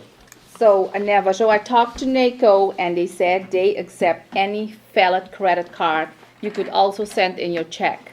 You didn't have to use the county credit card. So you use it one time, you said you're gonna pay it back, and later you use it 2 more times after that. And you just put charges on, you use it without a vote of the board. The second and the third time also without a vote of the board. So I have here, this is correspondence from NACO. I don't need that, because you're they- exactly right. They accept my say credit they card. accept any valid credit card, and you could send in a check. So that was it. So you did admit, and I have the credit card bill out here, the credit card bill, 3 different instances I see here. I don't know if you have more, but that is what I get from the office. So you did use the county credit card, so you don't dispute that. When No, you I said, did. when you said your personal credit card was not working, I- correct? I did say that. Yep. So what I said in my letter was accurate, correct? No. Why was it not accurate? He didn't have a vote of the You board said that he too. admitted that he did, that he used it fraudulently. He didn't say that. I He didn't admitted say that. You said that He- last week, he- sitting right It's 2 on weeks tape. ago, sitting right here. That was your words. It's on tape. That was It's your on words, tape. Rod. It's on tape, you said it. But anyway, he never had a vote of the board. He never had approval. He could send in his check. He had to pay back the county. I make an issue of it, and he said he paid back the county. So it is accurate. He didn't use his personal credit card. He used the county credit card, and he said he's going to pay it back. And he He did. admitted it, so. And I paid it so it back was- before the so- bill was ever sent to the So it county. is accurate. But the fact is that you said you used the county credit card because NACO doesn't accept personal credit cards. And NACO said that is inaccurate. They accept all valid credit cards. I agree with you, and after that one meeting, they accepted it, because when I went to that meeting, I said, how come you wouldn't accept my personal credit card? And they said they didn't. So they got it straightened out, and the next 2 meetings, they took my personal credit card. That is strange because if you look at a credit card, Yep. you have 3 different charges On that same on the meeting. county. On the same meeting. No, I have 3 different dates here. No, not the same meeting. I have here, in April, you have one here. And you have one, because when I brought it up, you said you pay it back and then you use it 2 more times. Let me see, did she give me the credit card bill? Let's see what she gave to me.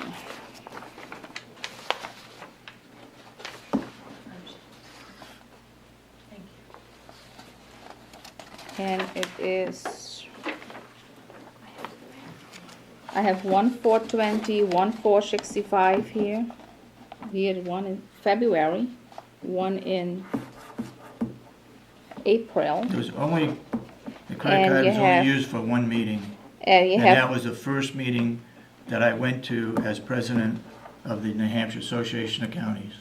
so why do we have 3 different charges here? And One said, was probably for airline, one was probably no, for registration. it's a registration fee, and all one 3 of was them. for hotel.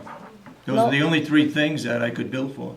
It is the registration, so you did put it 3 more times, so after There were one 3 time. times So that I you may did, have okay, used so it. 2 more instances came. So because I have 3 different amounts here. You can look at it, that is what I get Like with I this said, credit card. for 3 different items. Airline, registration, and hotel. What's the date on that check? The date on this check is National June Counties. 22nd, on my check Of 2012? of 2012. Yep. And if you want to see my bank statement, I have it here, Norway Bank, and I had the canceled check. And it was received, Can I see that? sure, and it was received prior to the county ever getting billed for that credit card. I did not do anything wrong. We move ahead, Mr. Chairman. Yes. I guess we're still in public input. Anybody got any further public input? Yes, Ed. New subject. On April 9th, I mentioned grant review committees. I mentioned that Yep. Brookfield was going to form theirs. Yeah. Well, it has been formed. Apparently, it's been a very bipartisan issue. Everywhere it's been mentioned, people thought it was a good idea. to create another entity that can review grants before you and before you get them, so you're better able to make an educated decision if you want to take the grant, so you understand the grant.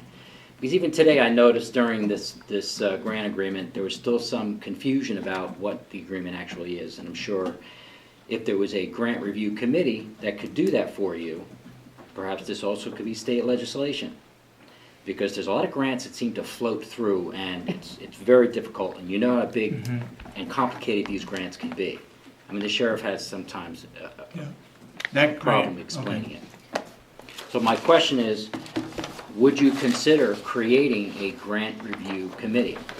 You mentioned before about creating a committee about the farm, but I would think with the amount of money that's coming in from out of state and internationally for grants, there really needs to be a better review on this to help Would you like to be everyone. Chairman?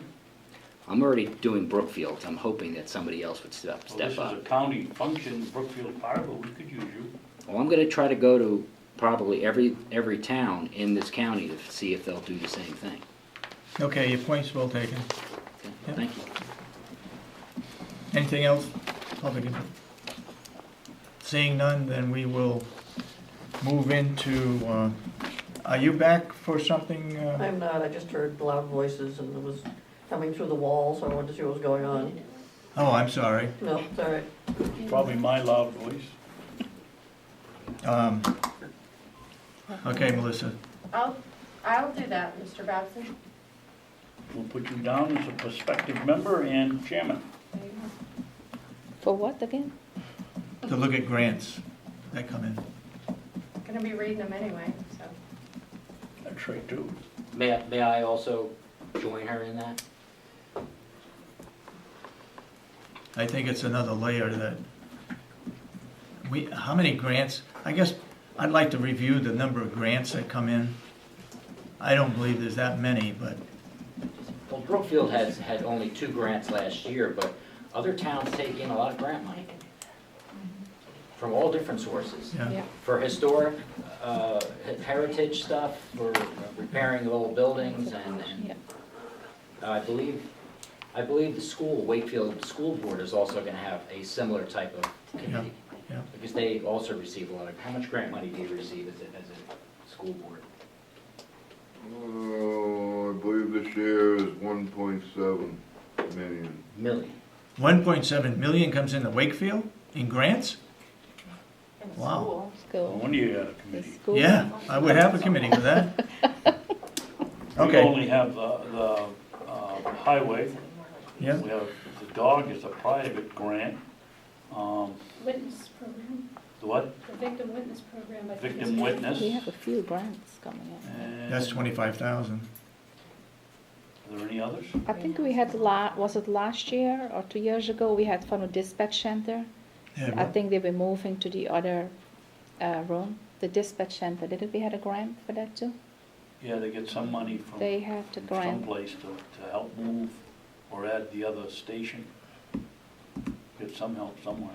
Oh, We don't have that County many. jail. okay. I think if it's a new grant, yes. I think the old grants, like that forestry one on the Kank, that's been going on for years. And it's about, what was it, $12,000. Anyway, moving on. I'd like to hear a motion to go into non-public for personnel under RSA 91A3, paragraph 2A. Where are you reading that? That's not on mine. Oh, yes, I'm sorry, it is.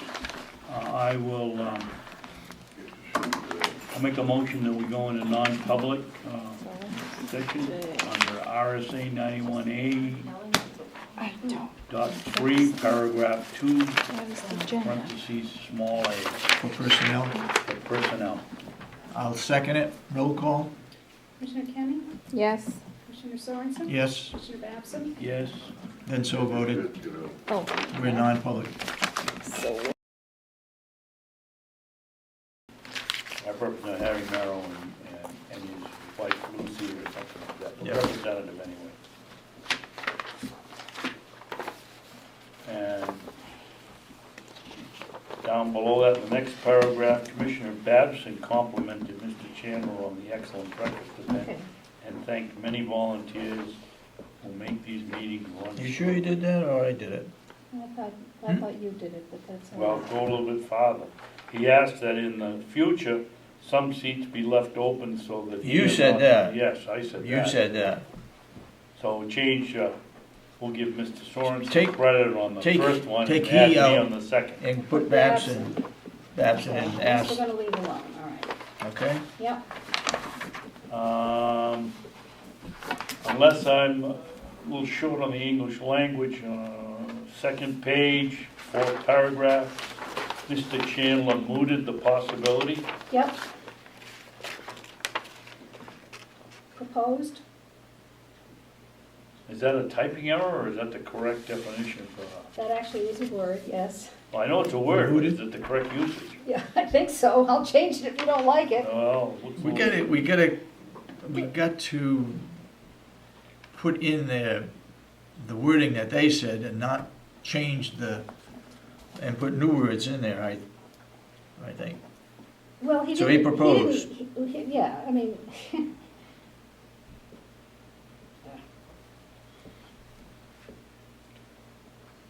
Mooted would, I would have assumed that would mean that we had some kind of discussion and he said something about making it friendlier, which would moot the question, but that's not what, that's. No, okay. All right, what else you got? Okay, over here on the next page.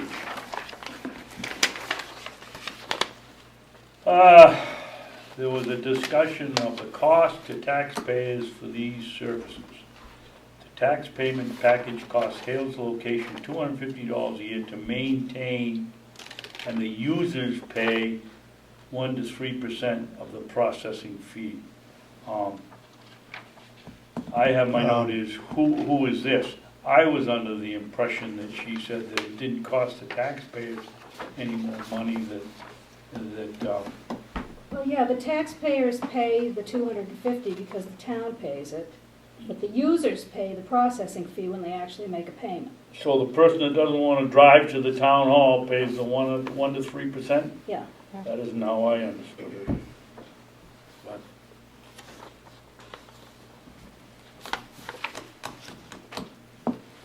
So what happened to that?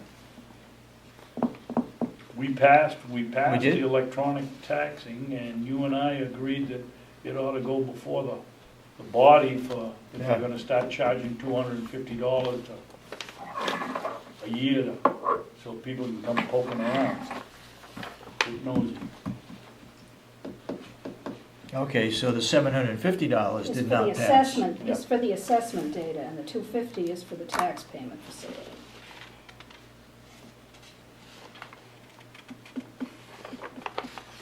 All right.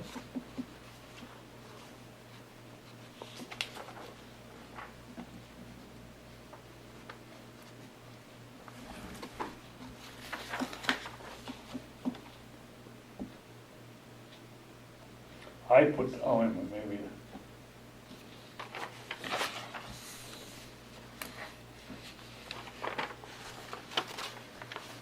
Okay. There's no second, so it died. That's Yeah. all my notes.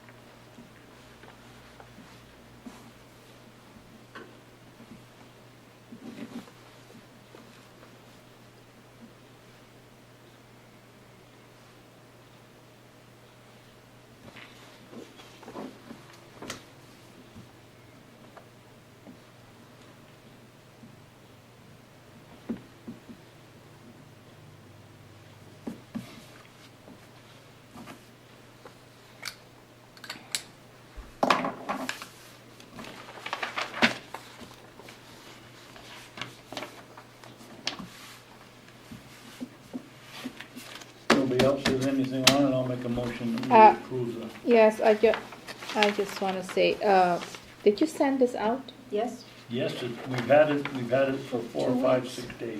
Oh, I didn't receive, but I got it this morning. I was wondering where the minutes be. Asha, how can you get everybody, all the other emails, but you I don't don't get get, this one? I don't get all the other emails. Sometimes I don't get it. Sorry. I didn't Well, believe that. my email server pings me when something doesn't get delivered, and they've never received a ping that your things were not delivered. I didn't get it.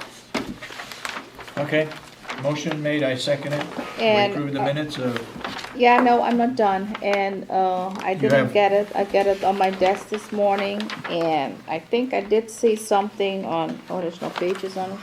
Let me see, what page, so one is probably this, by Hill's location. I did say something that with the 20th centuries, that, going electronic, the way you phrase what you said, I said world is electronic, you phrase it a little different. And, no, I'm not going with the minutes, you can approve it, I just got the minutes, so. okay. I will check again Um, if I missed it. The motion but I been don't made think and so. seconded that we approve the April 9th minutes as corrected. So we're going to have another edition because it was last week, it was, Well, we you'll had get the re- second half of so it we next had Right. recess. We second it. So, and then we're going to have another addition to that. Another section of it, yeah. Yeah, okay, because Okay. I thought, I don't know if All you're those- sending it or not, because. All those in of the support of recess. approving the April 9th minutes, say aye. Aye. Aye. All those opposed, nay. I oppose. Okay, so then, so voted. I would suggest that you look at the union contract of the nursing home for next week. Oh, also, union David, on the contract? work session, We're not under work session. well, can I bring something up? Go ahead. 3 weeks ago, 2.5 weeks ago, I believe I sent an email to both of you, and particularly to Commissioner Kenney, asking that we have I believe it was November 2013 minutes available for a work session to go over to find out if there's any that we could open up. I thought that's one of the things we agreed to do. You're right. It obviously didn't get done, but can we put that on the schedule for next week? You said the minutes, you're talking about non-public minutes? Non-public Non- minutes, you got The the email. non-public minutes are in the safe because you mentioned that when you come every day here, you want to come and read them. So they are in the safe, so you could get them out and bring them if you want that we look at a certain item. Okay. I'm not sure that they were in the safe at the time I wrote the email. But anyway, the point is that we want to review the non-public minutes to see which ones we can release. Okay, Correct? and we're talking about, okay, then All right. I have to So get we'll them out. put that on then. the agenda for next week also. Anything else? If not, go hear a motion to adjourn. The motion Yeah. to adjourn. Seconded. Further discussion? All those in support of the motion say aye. Aye. Commissioner Babson, you voted? I voted Okay, to adjourn. then motion's been approved.